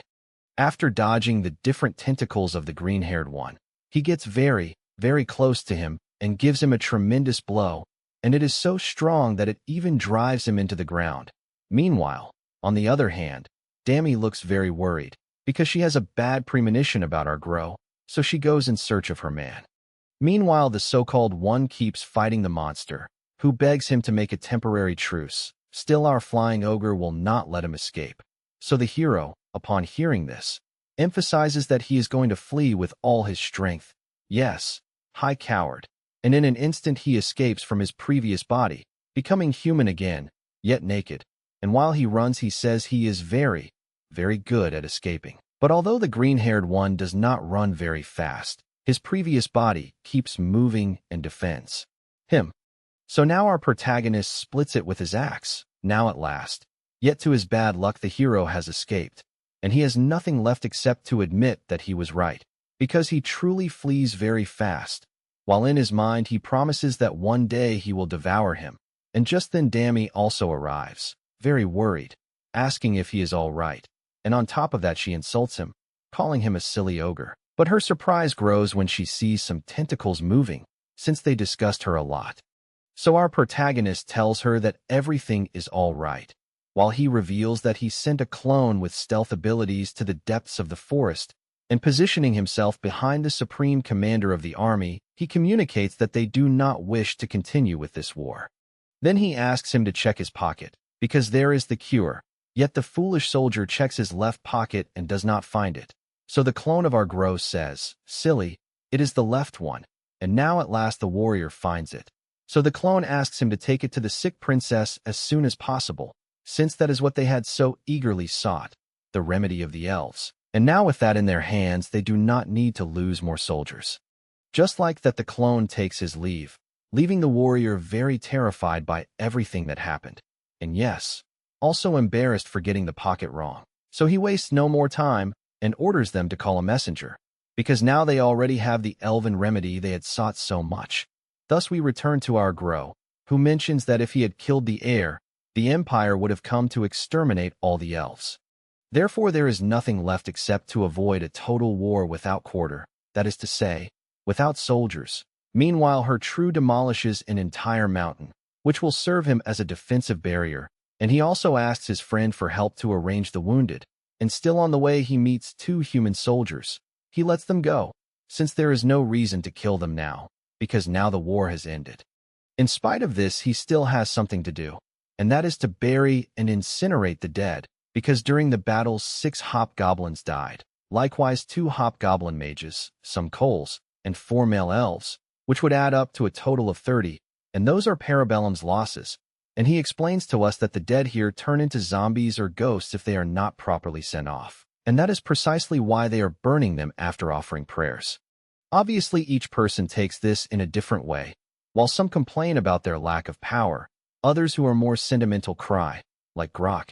Yet of course the exception is our protagonist, who does not feel sadness. But what he can say is that he will cling to life for them.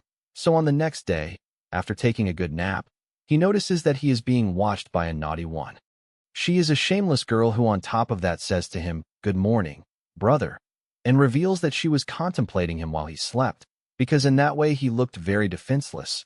And yes, this is the same goblin girl who liked to eat zombies, since after the whole battle and the experience they gained, they managed to evolve, and thus we see the case of Hop, who was healing the wounded at the base. Before he was only a hobgoblin, and now he is a semi-holy lord, who also learned a very, very curious ability called Shell Field, which is a veil of light that only those of his species can use, and even our protagonist recognizes that it is very resistant, since it cost him 20 punches to destroy it completely. While the zombie comic emphasized that Hafi has the perfect balance between being tender and being great. Meanwhile, in our gross mind, he thought that she has the perfect balance between being a naughty girl and being a silly pervert, and since she did not stop eating zombie shadows, she evolved into a ghoul, which, yes, basically would now be a ghoul demon, which was the most expected, and then he notices that the crazy girl is looking at the three of them, so he wonders what filthy things that girl might be thinking. Since she is his little sister, he prefers not to think about that and goes elsewhere, when suddenly he runs into HME, who has eyes on her back, since she evolved into a Dotami, which is a species that masters witchcraft and possesses abilities such as remote vision and also introscope, so she can gather information even better than our ogre. Likewise, 7 other hobgoblins who served as attendants evolved into ogres, since although their companions died, those who remained alive used that sadness to propel themselves forward. And on the other hand, they also brought 6 new kobolds, since they only had 1 kobold left, who evolved, and is now a kobold Bushi whose appearance looks more like that of an old mafioso in disguise. There it is revealed that he was granted an authentic name, which is a kick-case Nazi. Yes, a very, very Japanese name.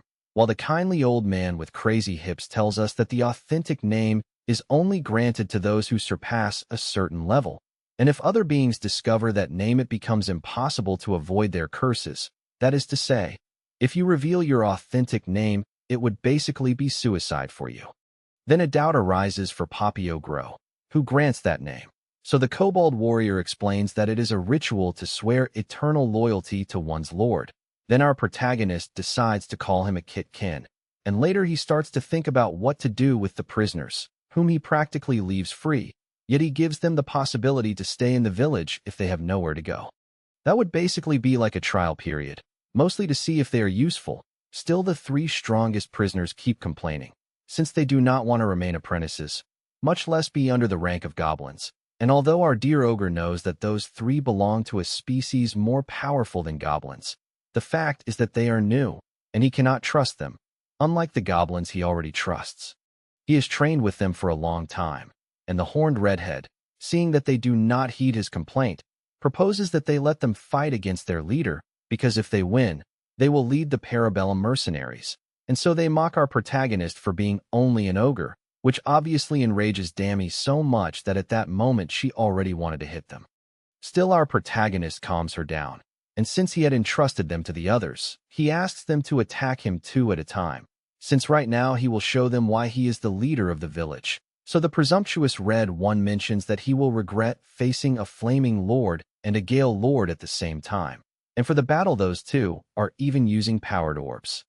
That, yes, catches the attention of the kindly old man with the crazy hip, who tells them to pay attention, since they too can use them, and this is because equipping a power orb enormously boosts an individual's combat capacity, and apparently, from what he heard, it even repairs itself, so taking advantage of those 2 attacking together, he will shatter their attack and their pride without restraint. And so he does, because just when they were about to crash into him, our very own Gro, with only 1 fist, sends them to be knocked down along with a tree, and thus they are knocked out immediately. The next 3 horned ones likewise, Yet one takes advantage of our protagonist's inattention and throws him against a rock. Still before the guy can celebrate, he breaks his rib with a strike. He also knocks him down, since the blow he had received, while it was a surprise, in reality he already expected it, and he just let himself be hit to see how strong that guy was. So there remains only a half-vampire, who is flirting with Dammy, and that, yes, our jealous ogre Grow will not allow. So he gives him 100 consecutive blows each second and does not even let him rest when he faints. Yes, very, very jealous is our protagonist, since if Dai had not stopped him he surely would have killed the guy, but because he was so badly injured, he gives him a little of his blood so that he can heal faster. On the other hand, those who stayed in the trial period found other species that seemed stronger, and unlike the previous braggarts they were very grateful.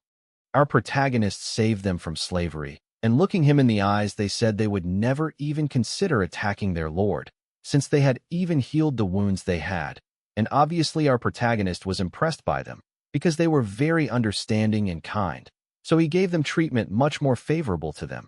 Yet the crazy half-vampire bursts in, who now fell in love with our protagonist because of his blood. Obviously our protagonist does not like men, so the guy receives such a beating, since he has had enough with Joel Fu's imagination. Yes, he was referring to the naughty girl, so after making a count he registers 50 individuals who stayed for the trial period, and he leaves them training with Orochi, and as for the blacksmith, he brings her 3 dwarves to help her. Without even greeting her they tell her that she has much to learn. Yes, little show-offs. So she immediately complains to our protagonist, since those dwarves do not please her at all.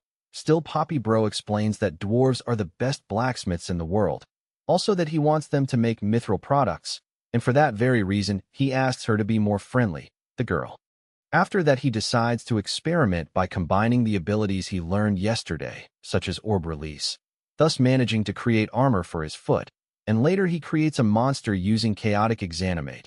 Yes, I do not know what that is either, but in that way he gives rise to a monster called Legion, which goes out of control, so our protagonist kills it.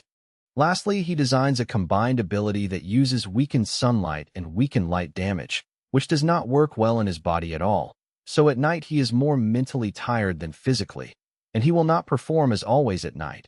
Yes, he leaves all the girls wanting. Then on day 85 he focuses on improving the base, basically to finish the hot baths. Their main objective is to have a business for the elves, and he will obviously start by inviting their chief, and after hard work he goes to rest. So on the next day he tests his new combined abilities with the members who are in the trial period, and our protagonist is so abusive that with some he goes a little too far. Yes, he leaves one right at the edge of death. On day 87 the dwarves give him a huge hammer, since it is their custom to give that as thanks or as a symbol of friendship, and after thanking them, in the afternoon he goes to the forest all alone, since unlike when he was just a little goblin, now the other living beings flee if he does not hide his presence, and right then the dryad finds him. She really wants to see him. Still our Grow does not have time for that, and prefers that she tell him what he asked for, but obviously the dryad refuses, and first she does the delightful thing to him, and afterwards she sends him away with what he requested, and yes, obviously when he returns he has many kiss marks, and both Tammy and the red-haired girl scold him for that. Thus on the next day, he goes into farmer mode, since the dryad gives him fruit and vegetable seeds created by magic, which obviously grow faster than natural ones and are richer and more nutritious. And although for now he will help like the others, later only the professionals related to agriculture will focus on that, and since he is not an expert, the redhead teaches him. She feels very happy to have been useful to the patriarch of the village, and although that day's work is hard, to our protagonist that healthy day of work does not feel bad at all, and so on the next day a part of those who were in the trial period decide to leave. Likewise some prisoners return to the city, obviously being charmed by Dammy's eyes. These will be spies who gather information about the kingdom and the human empire, since it is very certain that they will be joined in the retreat. Our Grow does not trust anything. It is better to be prepared. So that same day they are invited by the elf to a rut banquet where there is so much orchestra and his daughter dancing, and when alone they contemplate how the little one dances. The elder reveals that his brother broke the code and went to deal with the outside world, and if one day he returns home the only thing he can do now is wait and defend the village, and this time he protected it with the help of our grow, and so both of them clink their cups, while the souls of the dead elves also go to heaven. On day 90, upon returning to his base, her TR tells him that there are not many spirit stones left, so that last one he sees is the last one he will be able to eat. And that is what our protagonist does while thanking Litana and Belvet for everything. Thus later, he combines the bones of the black skeletons.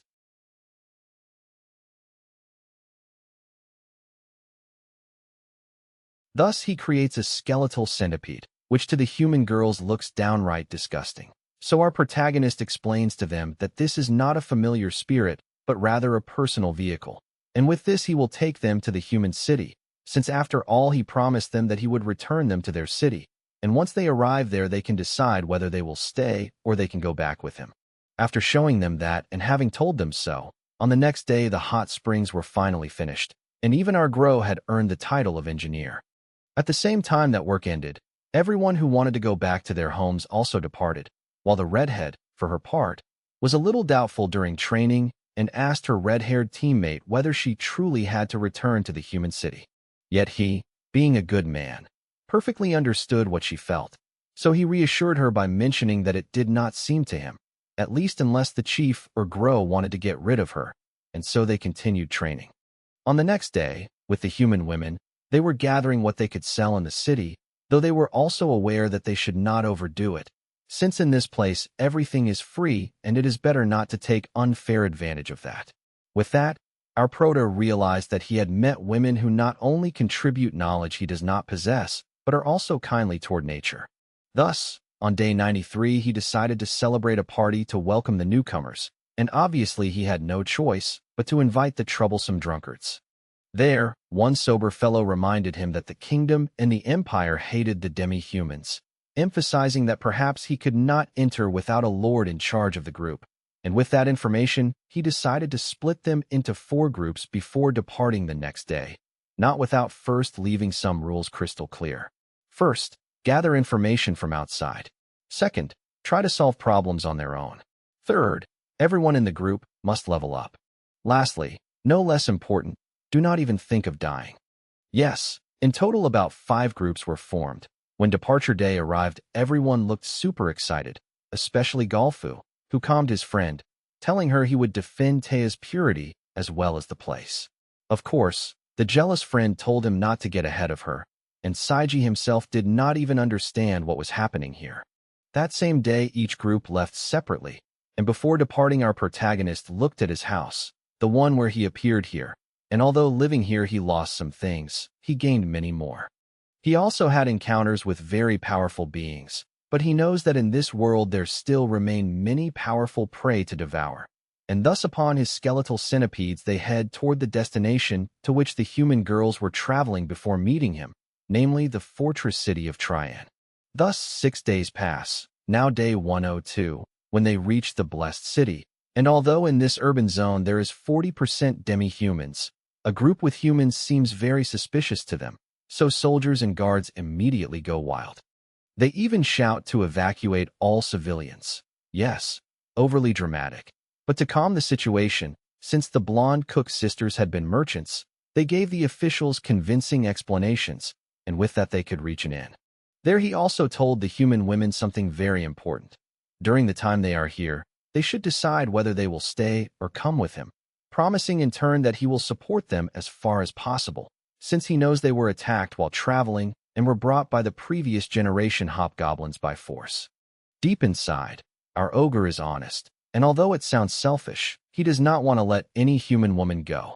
Later, the red-haired knight takes him to the Adventurers Guild, where evidently everyone tried to attack them together. Still, he left them unconscious, and it is worth highlighting that the receptionist fainted standing. Meanwhile, the rest went to sell what they had brought. Once registration and all sales were finished, they gathered to shop, while our Grow preferred to gather information, not in ogre form but in a human aspect like in his previous life, as Kanata Tomoki. He told the others he would simply take a walk transformed into a human, to the point that the lords no longer believe he is simply an ogre. Meanwhile, after hearing some people's rumors, the man in question discovered that ogres have a reputation for being violent, and with that he knows he cannot for now promote his mercenary group for Bielem. He also noticed some people were following him, so he led them into an alley, where, obviously, he gave them a tremendous beating, and yes, he ate them as well. While devouring them, he noticed something bothered him. It was something hard, and on seeing the hand, he discovered a ring, and curiously all 6 had the same one, so he thinks perhaps they belong to an organization. Then he hears extortionists demanding money from a boy. Despite bringing the amount requested, the scoundrels wanted even more, now triple. Our Grow notices the boy's finger. He has the same ring as the ones he devoured. The kid gets tough, preparing to use his sword to save his princess, yet the bandits grab him and knock him down. They were already readying the knife to kill him, so in an instant our protagonist saves him and eliminates the others. Of course, he did not kill them. He implanted his parasite in them to learn where they go and to discover their hideout. After a while, the crying boy gets up and scolds our protagonist for sparing those murderers, since according to him, they did not deserve any mercy. As our Grow is not there to hear complaints, he punches his head and shouts at him to be quiet, stressing that he let them go on purpose. He adds that if he cannot make the princess's kidnapping public, he should use his card to call him, because he will help him, but tell no one else. He shows his ogre form, then returns to his Kanata Tomoki form. The whole scene leaves the blonde stunned. He asks who he is, so our protagonist withdraws, mentioning he is a simple mercenary, and leaves epically. That same night, the young guard meets our Grow at his inn and reveals that, since they did not report or announce the princess's arrival to this city, she took advantage and escaped. An organization used that opportunity to kidnap her, but Daddy Ogre tells him not to worry because he already knows where they are. Their hideout is an abandoned house on the outskirts. Without wasting time they arrive, cut the lights, and our protagonist gives the bandits a tremendous thrashing. In the basement they find the princess all tied up, and, well, also asleep. Our favorite mercenary checks the papers, noticing the kidnapping was planned. According to the texts, in this kingdom there are various disputes and problems that concern the princess. After rescuing her, they burn and incinerate the whole house along with the unconscious bandits so that no evidence remains whatsoever of what happened. He also stresses to the boy not to tell anyone what has been seen so far. At the same time, he tells his companions that this kidnapping was planned by the princess herself, and that he simply had to obey. Obviously, the little one refuses to lie and still wants to tell the king. So the illusory lord appears out of nowhere and uses hypnosis on the kid to make him do and say exactly as Ogre Grow said. After that, the two leave, leaving the confused boy behind. On the next day, Sai brings good news. Goblins and hobgoblins have been born. Although that pleases our protagonist, he knows that today is the day when the human women will give him an answer, and he hopes to rejoice for that too. On the following day, the girls answer. There was not even any need to ask. They are already preparing their luggage with the intention of returning with him. The redhead looks truly happy, wanting to keep hunting many other prey with Ogre Grow. Now at last our protagonist will have a true harem, and he thanks the girls for wanting to stay with him. As they leave the inn, they meet the princess, who had been waiting for him for hours. Since she was asleep yesterday, she could not thank him, so now that she finally finds him, she really thanks him. Introducing herself as the daughter of the first queen consort of CHBD, her name being Riria Ace B. Sherb, while her blonde guard apologizes, as she insisted on giving thanks in person. Our bro, in his mind, only feels for the boy. The princess tells our prota that she knows he has a mercenary company, so this time she has a mission: escort her either to the capital or to USB. Though the little lady is very confident and not intimidated by our prota, Papa Ogre still rejects her, stressing that she already has her own escort. The little crazy one says they are all very boring, which annoys our prota, so he shouts that they also have their own plans and gives her a proper sermon.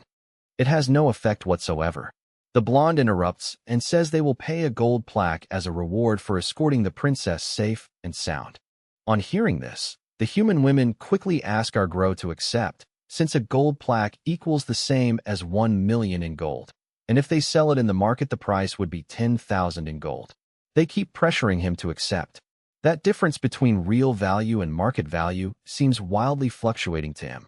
Indeed, since he was already interested in the capital, he decides to accept the commission and thus also delay the return home, because such an amount of money keeps him from thinking coldly.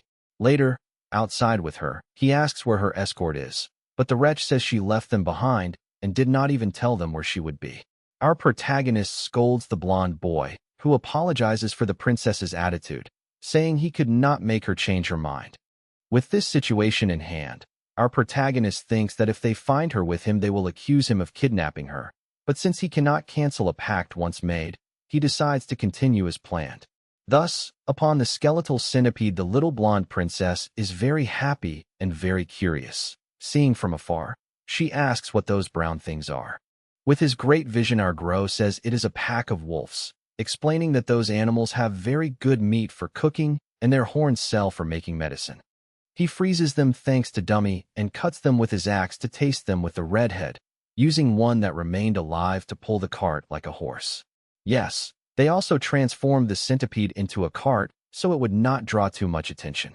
On the road, they also ran into the blade rabbit, the evolution of the horn rabbit, and that day the soldier Noir, the red-haired girl, handled that monster, as well as eating its horn, since that is what she has to do for the class she is in. For the blondes, though, it does not seem pleasant at all to eat it raw. Meanwhile, the little princess kept getting into trouble, so our ogre had to watch over the restless princess and deal with several problems she caused. And in one of those, she went too far by shocking the blonde sisters while they were cooking, truly dangerous. So he scolded her by spanking her, stressing that she must not bother someone who has a knife in hand. Yes, now our ogre also spanks royalty. On day 100, for they find the turtle snake, which also has a shell. Despite that, our clever Reincarnate knocks it from its hideout with a single blow and orders the three lords to finish it off. Afterward, they cook it with sauce and alcohol, while the little princess apologizes to the cooks for what she did, since the spankings from our Gro taught her a lesson. And so everyone finally tasted turtle snake kabayaki, which they obviously accompanied with plenty of alcohol. Along the way, he notices the princess knows that monsters and vehicles are dangerous, yet she keeps letting her curiosity move her, at least as he sees it. It is as if she were trying to enjoy the outside world as if it were her last time. Even in a single day of travel, our bro's shoulder becomes her favorite place. As for the little soldier, he has served the princess since she was a child, and, according to the little guy, he is a real royal knight through and through. When trying to train him, the princess also wanted in, and thus our Gro noticed this young knight depends far too much on his level and profession. On the other hand, he left the blonde practicing with a wooden sword, and she, surprisingly, strove a lot. Yet something she said worried him. Our prota does not stress it there. Since one can only truly rely on one's body, he taught that to the boy, by way of blows and blackouts. That night they advanced toward a mountain path, discussing the next day's route. The shortest way they have is to keep along the cliff. Still, the cliff eagles live there too, the strongest species in this area, and they are not only fast,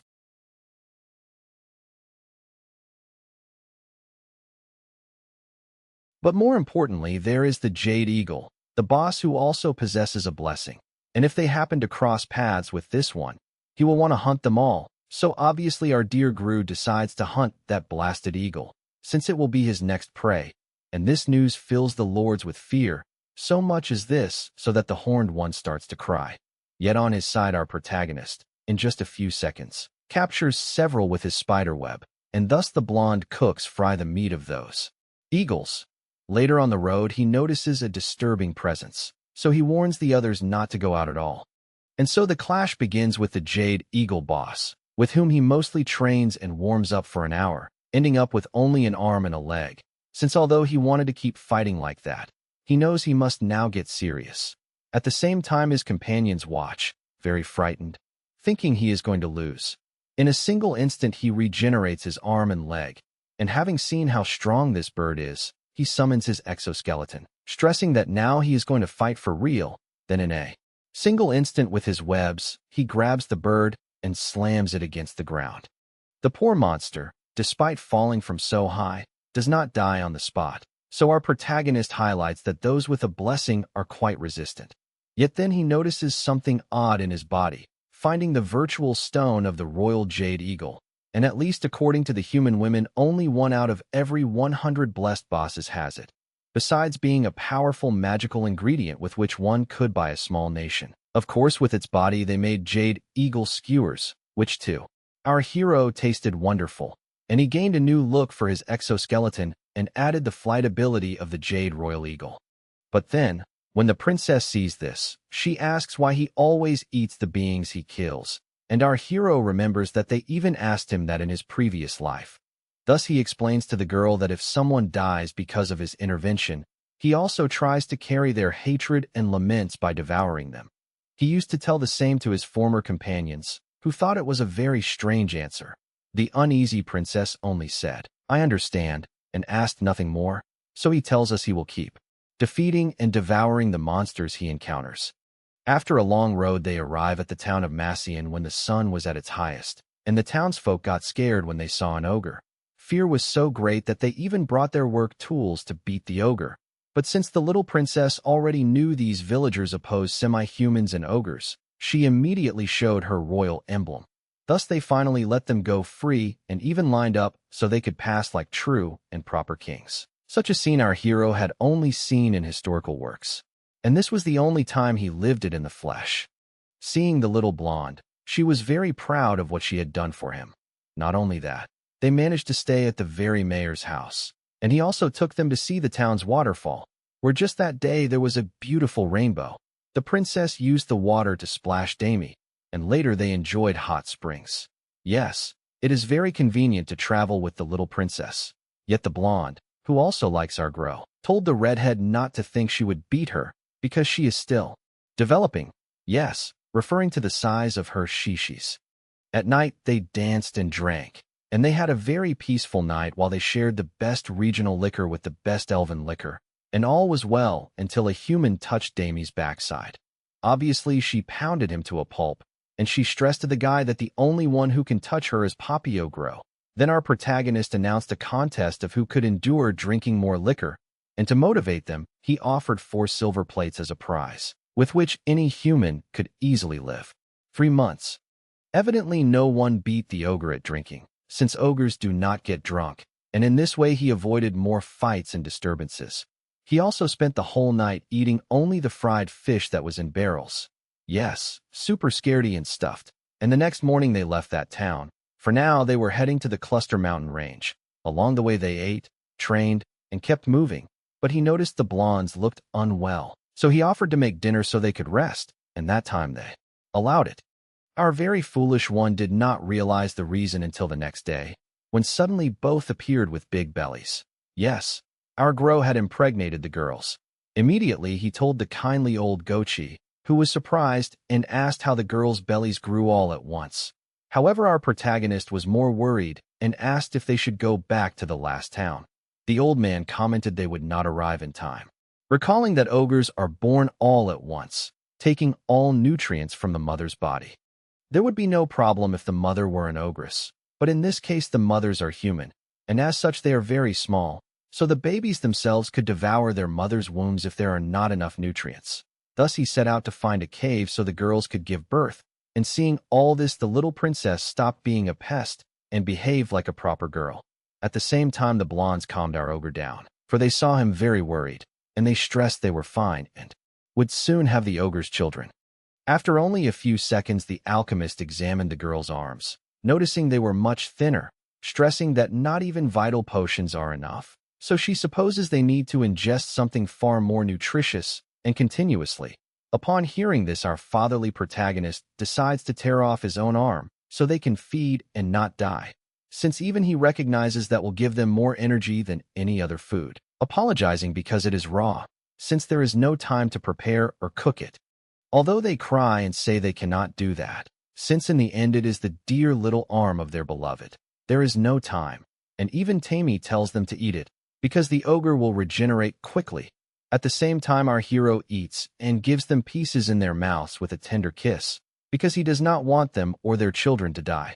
Soon after they find a cave where there were bears, and since there was not much time, he let the lords handle them, and immediately used his clones and wind mastery to make beds. The girls' bellies already looked about to burst, and the only thing he could do to mitigate the pain was to apply healing and anesthesia constantly with his magic. After a few minutes, the first baby to fully develop was the one of the blonde on the left, and at once he transmitted images to Saiji so he could go learn and replicate it at his base. First, he materialized a scalpel and made the necessary cuts and incisions so the babies could come out. After completing the process, a girl was born to the elder blonde sister and a boy to the younger sister. Do not worry. Our Papio Grow healed the wounds of the girls' bellies using his blood and other abilities. Although it was a terrible embarrassment because of the place they had to be born, he rejoices that none died, recognizing that at his 111 days of life, he is the father of 2 lovely ogres. The babies were so cute that even the princess wanted to hold one. Seeing all this, our hero looked very happy, though a little tired. But right then Goji calls him and mentions that surely his children are mixed-blood ogres, telling a story. If a human woman and a semi-human have children, they usually are born of the father's species, and only 1 in a million is born a peculiar mixed-blood species, who when grown become powerful beings with human traits and those of the other species. From childhood, everyone envies them and pushes them toward becoming monsters. Thus, the kindly old Gogi tells him that the usual thing is to dispose of what falls outside the norm. Yes, the wretched old man recommends killing his own children. However, Papio Grow stresses he will not abandon his children. Besides, he and the girls will fill them with love. Period. Tammy supports him, as she was near the elder, and she recommends that our hero give nutrients now that the babies are outside the womb. And our Grow knows that is true and scolds him for not saying it earlier. He immediately goes to his children, noticing they have particular orbs in their hands.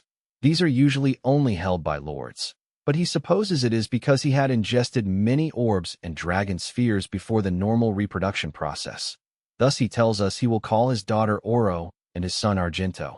Unlike the old man who gave terrible names, our hero at least tried, basing them on the colors of their orbs, and he thanks his blonde wives, who indeed are sisters. The elder on the right is named Felicia Timian, while the younger is Alma Timian, and taking their hands he tells them he wants to keep forming a family with them and the little ones, and of course both happily accept.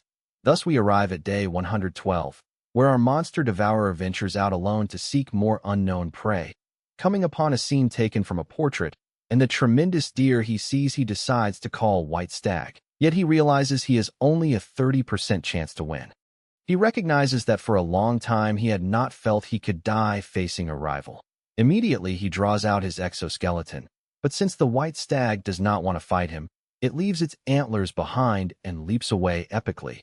Picking up the antlers, our hero thinks of eating them to learn some ability, but remembering he has children to feed, he keeps them for them. On the way he staves off hunger by slurping a white slime while walking. He then finds a group of humans facing some Fomorians. And yes, our bro was watching from high above, noting the largest Fomorian was surely the boss, so he decides to call it Valor. He recognizes the humans are a very good group, even saying it is the strongest he has met in this world. Yet the rival boss is only playing. That scoundrel unleashes such an attack that leaves them on the brink of death. And before the next move to kill them, Papio Grow eliminates him first. It is revealed he used a lethal 4th-grade spell known as Verdum Bullet Arrows, and he admits his attack was so powerful it even scared him that it might have killed the humans too. Coming down, before picking up the monster, he thinks of dealing with the humans, but a light thought passes. Perhaps that blonde youth could have defeated Valor, for the blonde in red armor emitted something that caused that reaction. He approaches to congratulate them and gives them alchemist potions to heal. He tells them he is just an ogre serving someone else who killed the monster, while in his mind, he worries he might not be able to devour the youth. After introductions, he tells the boys that since his boss defeated the great Fomorian, he will take it, and in exchange he will heal them completely with those potions, kindly asking them not to make his work difficult. The blonde leader accepts, thanking him, and he seems an honorable young man. As he took his leave, the main mage and the rest thought that ogre was something special. The blonde confirms it, though he mentions that when he confronted him, he heard nothing, so he supposes he has not yet reached the epic level, and even so he could not move. Luckily all is clear for now, since in his mind the youth reveals his death cause forecast. Ability showed that had they faced the ogre, all his companions would have died, even himself as well. Near the cave, our Grow comments that on the way back he ate valor, thus obtaining various abilities. At home, he notices his children can already walk, and he gets very excited like a good father. He gives them ground-up white stag antlers, and after consuming them, Oro and Argento's attributes improve substantially.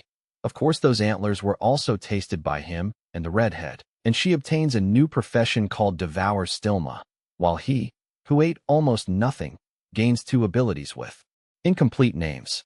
There he realizes he was wrong about something very important. That white stag is not a being he could challenge right now, because if he had, he would not have returned alive. At night, while sleeping, it finally appears that he has fulfilled the necessary requirements to evolve, his next phase being an extinct species called Lord Apostle. He is even given an authentic name, which is Chad Nji, and he can obtain 5 abilities.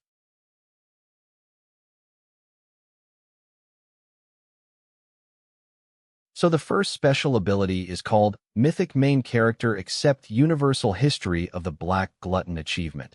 The second is Divine Punishment upon the Pagan, and the third is Plunder of Destiny. Now, this last one means that the destinies of the subordinates of our Gru are under his control, and his own system has selected the Formation General and the first wife from among his followers. Since there are still very few who meet the conditions to be selected, later they will choose 2 more, or perhaps even more. This is not explained very clearly. What is clear is that the Formation General and the first wife will be granted favor once the evolution of our protagonist occurs.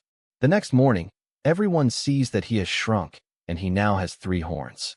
Yet, personally, he looks very stylish indeed.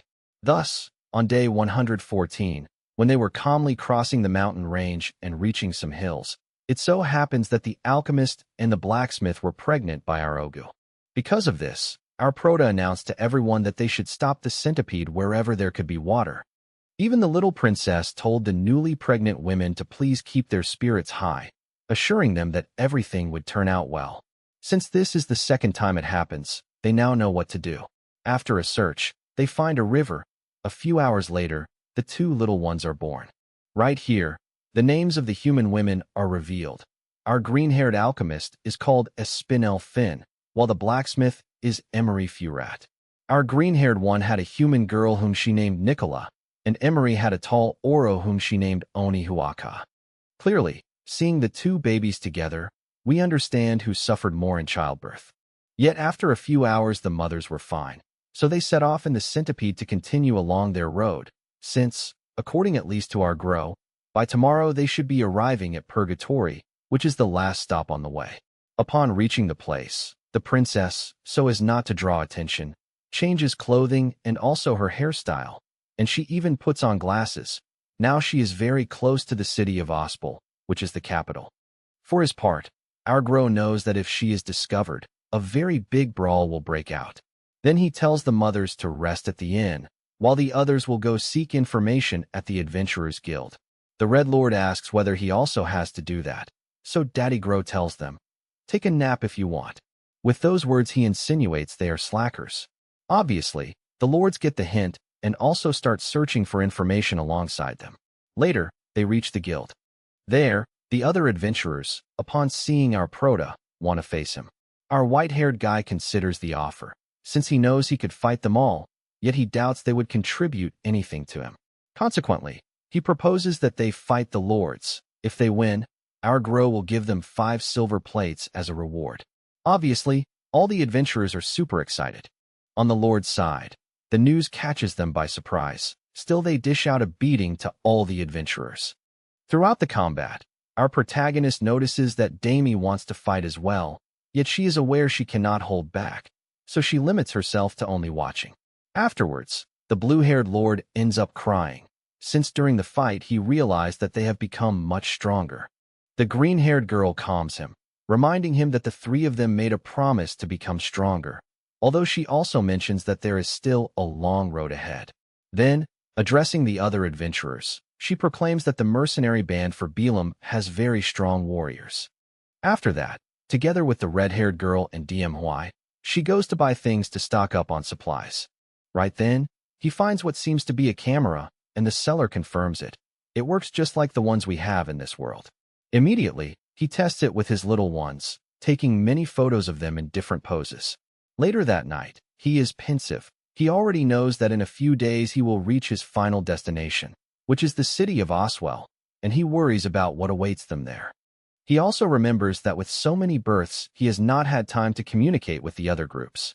So he begins by calling the group that lacked a leader. The girl dressed all in green tells him everything. Since our Grow finds her the most sensible, he appoints her as the new leader and asks her to take charge of the others. Then he contacts the Thousand Eyes girl, who tells him they are gathering information while moving. With that, he calls the next group, the one led by the leader informed by the SAT. She tells him that the little mage is buying every grimoire she finds, which is why she cannot stand that shadow, since she does not remember having given her so much money. The leader adds that he should not worry and reveals her mischievous plan. To finance themselves, they used elves as bait to lure and hunt bandits and kidnappers. Later, they gave those villains a thorough thrashing. Thanks to that magnificent plan, they do not lack money. On the contrary, they have plenty. Still, our GR tells them not to go overboard. Then he communicates with the group of Orok Kichi. However, the image he receives through the earrings he gave them is brutally horrible. He sees himself being cut in two. Learning this, he cannot sleep all night from worry. The next day, he tells the princess they will deviate a bit, explaining that he is concerned about his companions in the labyrinth of Pose. When he recounts what he saw, one lord comments that perhaps it was a premonition. Hearing this, our Proto confirms it to the princess. For that reason, he wants to go and verify it directly. The little princess asks how many days it would take to reach Glip. His faithful aide replies that it would be 2 days. Our Grow mentions that this would mean arriving later to the capital, since he recognizes that he is fulfilling his commission right now. The blonde tells him she allows it, since a 2-day delay would not be a problem. Thanks to our protagonist, she has reached farther than expected. As stated, it is not Oro. She thanks him. The next day, very early, they depart for Glip, and along the way he also plays with his little ones. Seeing the other Oris already walking, the little princess asks the alchemist why that baby still does not walk. The alchemist answers the obvious. She is a human, and like them, she only walks after a year. Obviously, the little princess does not remember that. Meanwhile, Dami is very thoughtful, holding the necklace our Proto gave her months ago, back when they were still goblins. Then new Supra comes and tells her that seeing that gift makes her feel very nostalgic. So much has happened since then. Beyond fighting humans as mercenaries, now they are escorting a human princess. More important still, Ogu keeps evolving and improving. By contrast, she remains a vampire. She feels sad, since she cannot even have a child by the man she loves. Our romantic Grow comforts her, telling her he will not abandon anyone, nor her either, and whether she bears his child or not does not make her lesser. That would never change what he feels for her. Thus Tammy calms down. We move to day 118. By afternoon they arrive at the labyrinth city of Pose, supposing that their friend OG Kichi and the others would be in a dungeon. At that moment, from a dungeon, some humans come out screaming like crazy, and upon seeing our PRA they say that not even a lord would defeat that Minotaur. He remembers speaking with the city's mayor, who said their companions were in a dungeon here. The mayor also told him they had sent a 3-person team to eliminate them recently. That is why our Proto now stands with the mayor at the dungeon entrance. After only a few seconds, the Minotaur comes out. It is their friend Orokichi. Seeing our protagonist, he mentions that they have grown quite a bit in the time they have not seen each other. Then her TR drops to the ground one of the men the mayor had sent, but our Oru wastes no time and asks his friend to explain how he saw him cut in two. Yor interrupts and tells what really happened. When they reached the bottom of the maze, a very strange monster appeared called the Mirror of the Soul. It takes the form of the most powerful opponent whom one's adversary wishes to face. Poor Orok Kichi was thoroughly thrashed in the first encounter. Then he chose something for himself, obtaining the blessing of the god of thunder and evolving into a Minotaur. Therefore, what Nuisag Grow saw was merely what Akachobi's eyes reflected of our protagonist.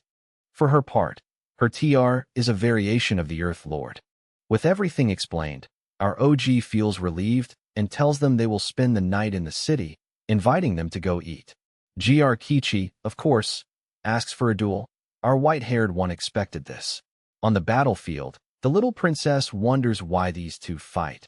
Dai answers that, since birth, just like her, they are always thinking about becoming stronger than the rest, and the one closest in power to our Grow is Lord Kichi, with whom he often spars.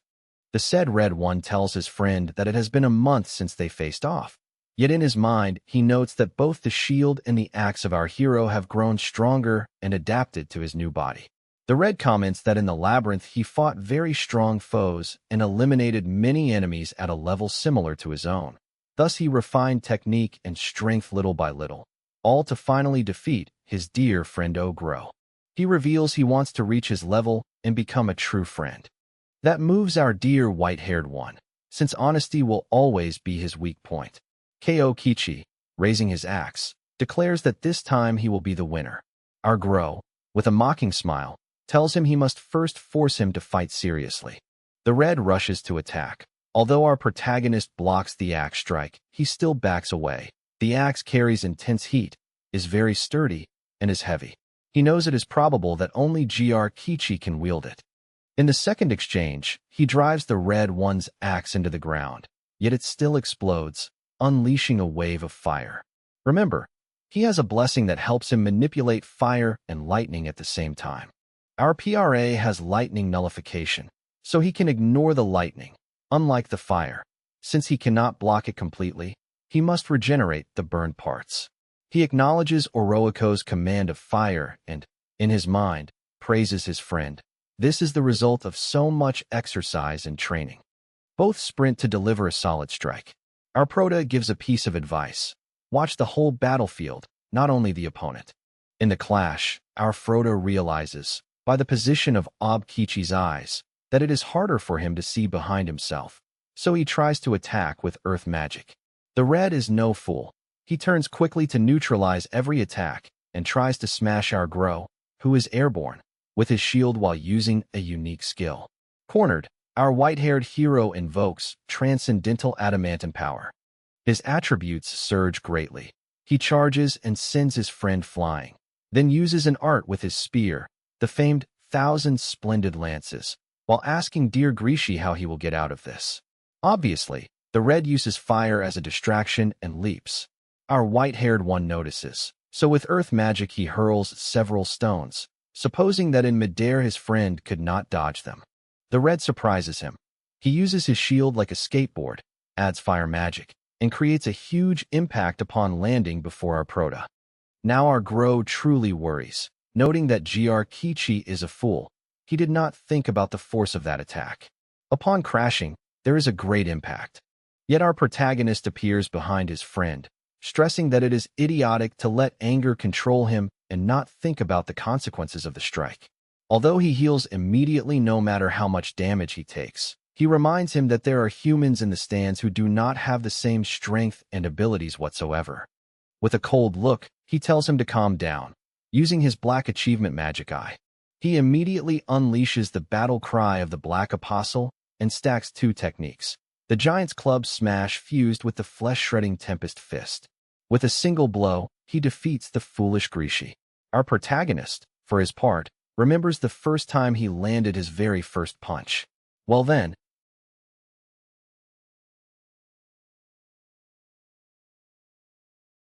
we move to the next day. Now they are already arriving at the city of Ospel, which is the capital. At the same time our main guy tells us about his duel, since the fight with his friend lasted until dawn, and after that he simply said goodbye to his group, and it will be Sarah who at last enters the city, where she notices that the roads are paved and they have clean water, so obviously the little blonde is flaunting her kingdom, and thus she takes him along, since they will go first to the castle, and together with everyone they reach the Amber Palace. It is only for Princess Riberia. Yes, that is indeed the name of the little fair-haired girl, which obviously leaves everyone very surprised, since there is too much luxury in that place. Even Damie mentions that it looks nothing like her cave, yet luckily our Oga did not get to hear that. Then the little princess tells them that tonight they will rest in her palace. Besides that the next day she will prepare a special reward as thanks, and thus she sets up an enormous buffet with a beautiful courtyard and, obviously, some very good beds. The ones who make the most of the feast are the warriors, both the red-headed girl and the others, and by night the blonde sisters, the blacksmith, and the alchemist cannot sleep because the bed is so comfortable. Meanwhile, the little ones can sleep, and very content. By the next morning, our protagonist not only slept in a very comfortable bed, he also slept accompanied by two beauties. After changing, he goes to the princess, who, apart from what was promised, hands over a royal permit with her seal. With it, he will be able to enter the capital without passing through an inspection. So our MC tells her she is being silly, since she should not give that to a lord she has just met, because he could make bad use of it. Nevertheless, the little blonde has great confidence in herself and reveals that all along the road, she has been observing him, and she knows very well that someone like him would do nothing to make himself an enemy of the whole kingdom, adding that he should consider it a prize and accept it. Also, if in the future she must ask him for another assignment, that will make many things easier, and she asks him to please keep striving as he has until now, while she radiates a very powerful light. With all that said, our Grow understands he ended up befriending a careful little calculator. Well, not so calculating, since she let herself be kidnapped anyway. After this, they say goodbye to the boy as well. Still, since our protagonist is very clever, he left his clones all around the kingdom, since he knows they will meet again soon. 2 days after leaving the city of Oswell, Dami keeps feeling bad, since she recognizes that Kokichi has become too strong and she is still behind. Even as a damp vampire, she is barely at level 89. Therefore, our protagonist tells her kind words to calm her, and since he knows she lacks very few levels to evolve, he encourages her to keep strengthening herself, telling her not to worry, since he will help her train as many hours and days as necessary so that she evolves. That makes her very happy, and she asks him to help her, please. Thus our Poppy Grow begins her training right then. So by using the power of the giants, he can summon lesser giants. And after a few hours, Tammy manages to defeat them all, although she is left very tired and exhausted. When she turns to our MC to tell him she did it, she faints, so our protagonist carries her. Yet he also suddenly gets sleepy and is about to fall. There the alchemist explains that this is a sign of magical deficiency, since he spent a lot of mana fighting Ogre Kichi and now also summoning those lesser giants. He only has to rest. After that they have dinner, and by night Dami evolves, receiving the title now of Empress of Ice. In the morning, on day 125, she wakes our protagonist, who sees a totally new, renewed, and evolved Dumei. She mentions that Aurora is a variation of vampiric nobility, that her true name is Ekaterina, and that now at last she can call herself his wife. At the same time she laughs like a little crazy girl, and our Grow hugs her from so much joy, stressing that seeing her smile like that makes him very happy. Yes, quite the gallant, our protagonist, and that same night he put a ring on her. Thus, on day 126 they arrive at the place where they were born. There our Oga mentions that he misses that dark and damp cave, and Dami says it is a bit small. However, on arriving they are surprised, since it is not small, nor dark, nor damp at all. The other groups, having arrived earlier, reworked the base a little, and they recognize that most of the work was done by Ertru and Ajiki. Those two appear and take our protagonist and Tammy to see everything they did. First they notice the plantations, since they want to be as self-sufficient as possible. Just then a date appears, who has evolved, and she says she has finished planting vegetables and fruits, and she reveals she is moving here. Obviously, while being held in our MC's arms, Tammy feels super jealous. They also show the farm, where they have their pets, and finally the residence, which is now 3 stories, and some new creatures also live there. These small feline beings are called Kid Seed, very skillful and also very adorable. Dami wastes no time and grabs one to pet it. Just then Saiji comes in agitated, revealing that the old man is going to die. So our guy takes the chance to present the old man to his children. Besides, as Lorgo Apostle, his new name is no longer Ogu but Aparo, and everyone else's names also changed. After hearing all the names, the kindly old man mocks them, since it seems to him they chose their names quite arbitrarily and did not even think about it. Obviously, we know that kindly old man is not one to judge, since he is the worst individual we know at naming. Still, the kindly old man thanks everyone, since he had a good life. Thus he dies, not without showing one last prank. He died with the third leg raised. Even so, the next day they cremate him, and there our MC remembers that Gog the kindly old man once told him he was already over 20 years old. Therefore he still does not know the average life expectancy of goblins. Even if it is very short, he thinks to live this second life to the fullest with his companions. Raising his voice to everyone, he says they will bid the old man farewell in their own way. That is, by holding a martial tournament among the members of Parabellum, in which his children also asked to participate, and as a good father he allows it, even saying he will take many photos. He explains the rules, stressing they will fight without weapons, and that if they kill their opponent, they will be punished severely. The first to fight are the redhead and her master. Obviously, despite the time the little one has trained, her master defeats her, since he also kept training. In the duel of the mages, after an intense bout, Dumei beats the fire girl. We then watch other fights, until reaching the main event, where obviously our protagonist, under the name Aparo, faces his best friend Minoki, and they have a very intense battle that even destroys the whole platform. The ranking ends like this. Obviously in first place our protagonist Aparu, in second place Minichi, third Ertru, in fifth BL Sato, sixth Speezy, in seventh we have Lord Lamanti, in eighth Lady Bendavel, in ninth, obviously, the red-haired Iron Knight, and in 10th the filthy Golfu. After all this contest, the blondes bring hot food so they can enjoy it. Yes, although the little ones participated, the adults are still far too strong for them. Seeing all this, our Aparo is glad, since he knows everyone is grown. Thus he decides to have fun and relax with them. Yet at dawn the next day the little princess calls him, having prepared a new assignment. Although she plays dumb on the call, our Aparo is aware she is plotting something very big, which he knows thanks to the clones he left. He still lacks many details, but he is well prepared. Now in Palabra there are 400 members, and if he ends up in conflict with the kingdom, he is very well prepared.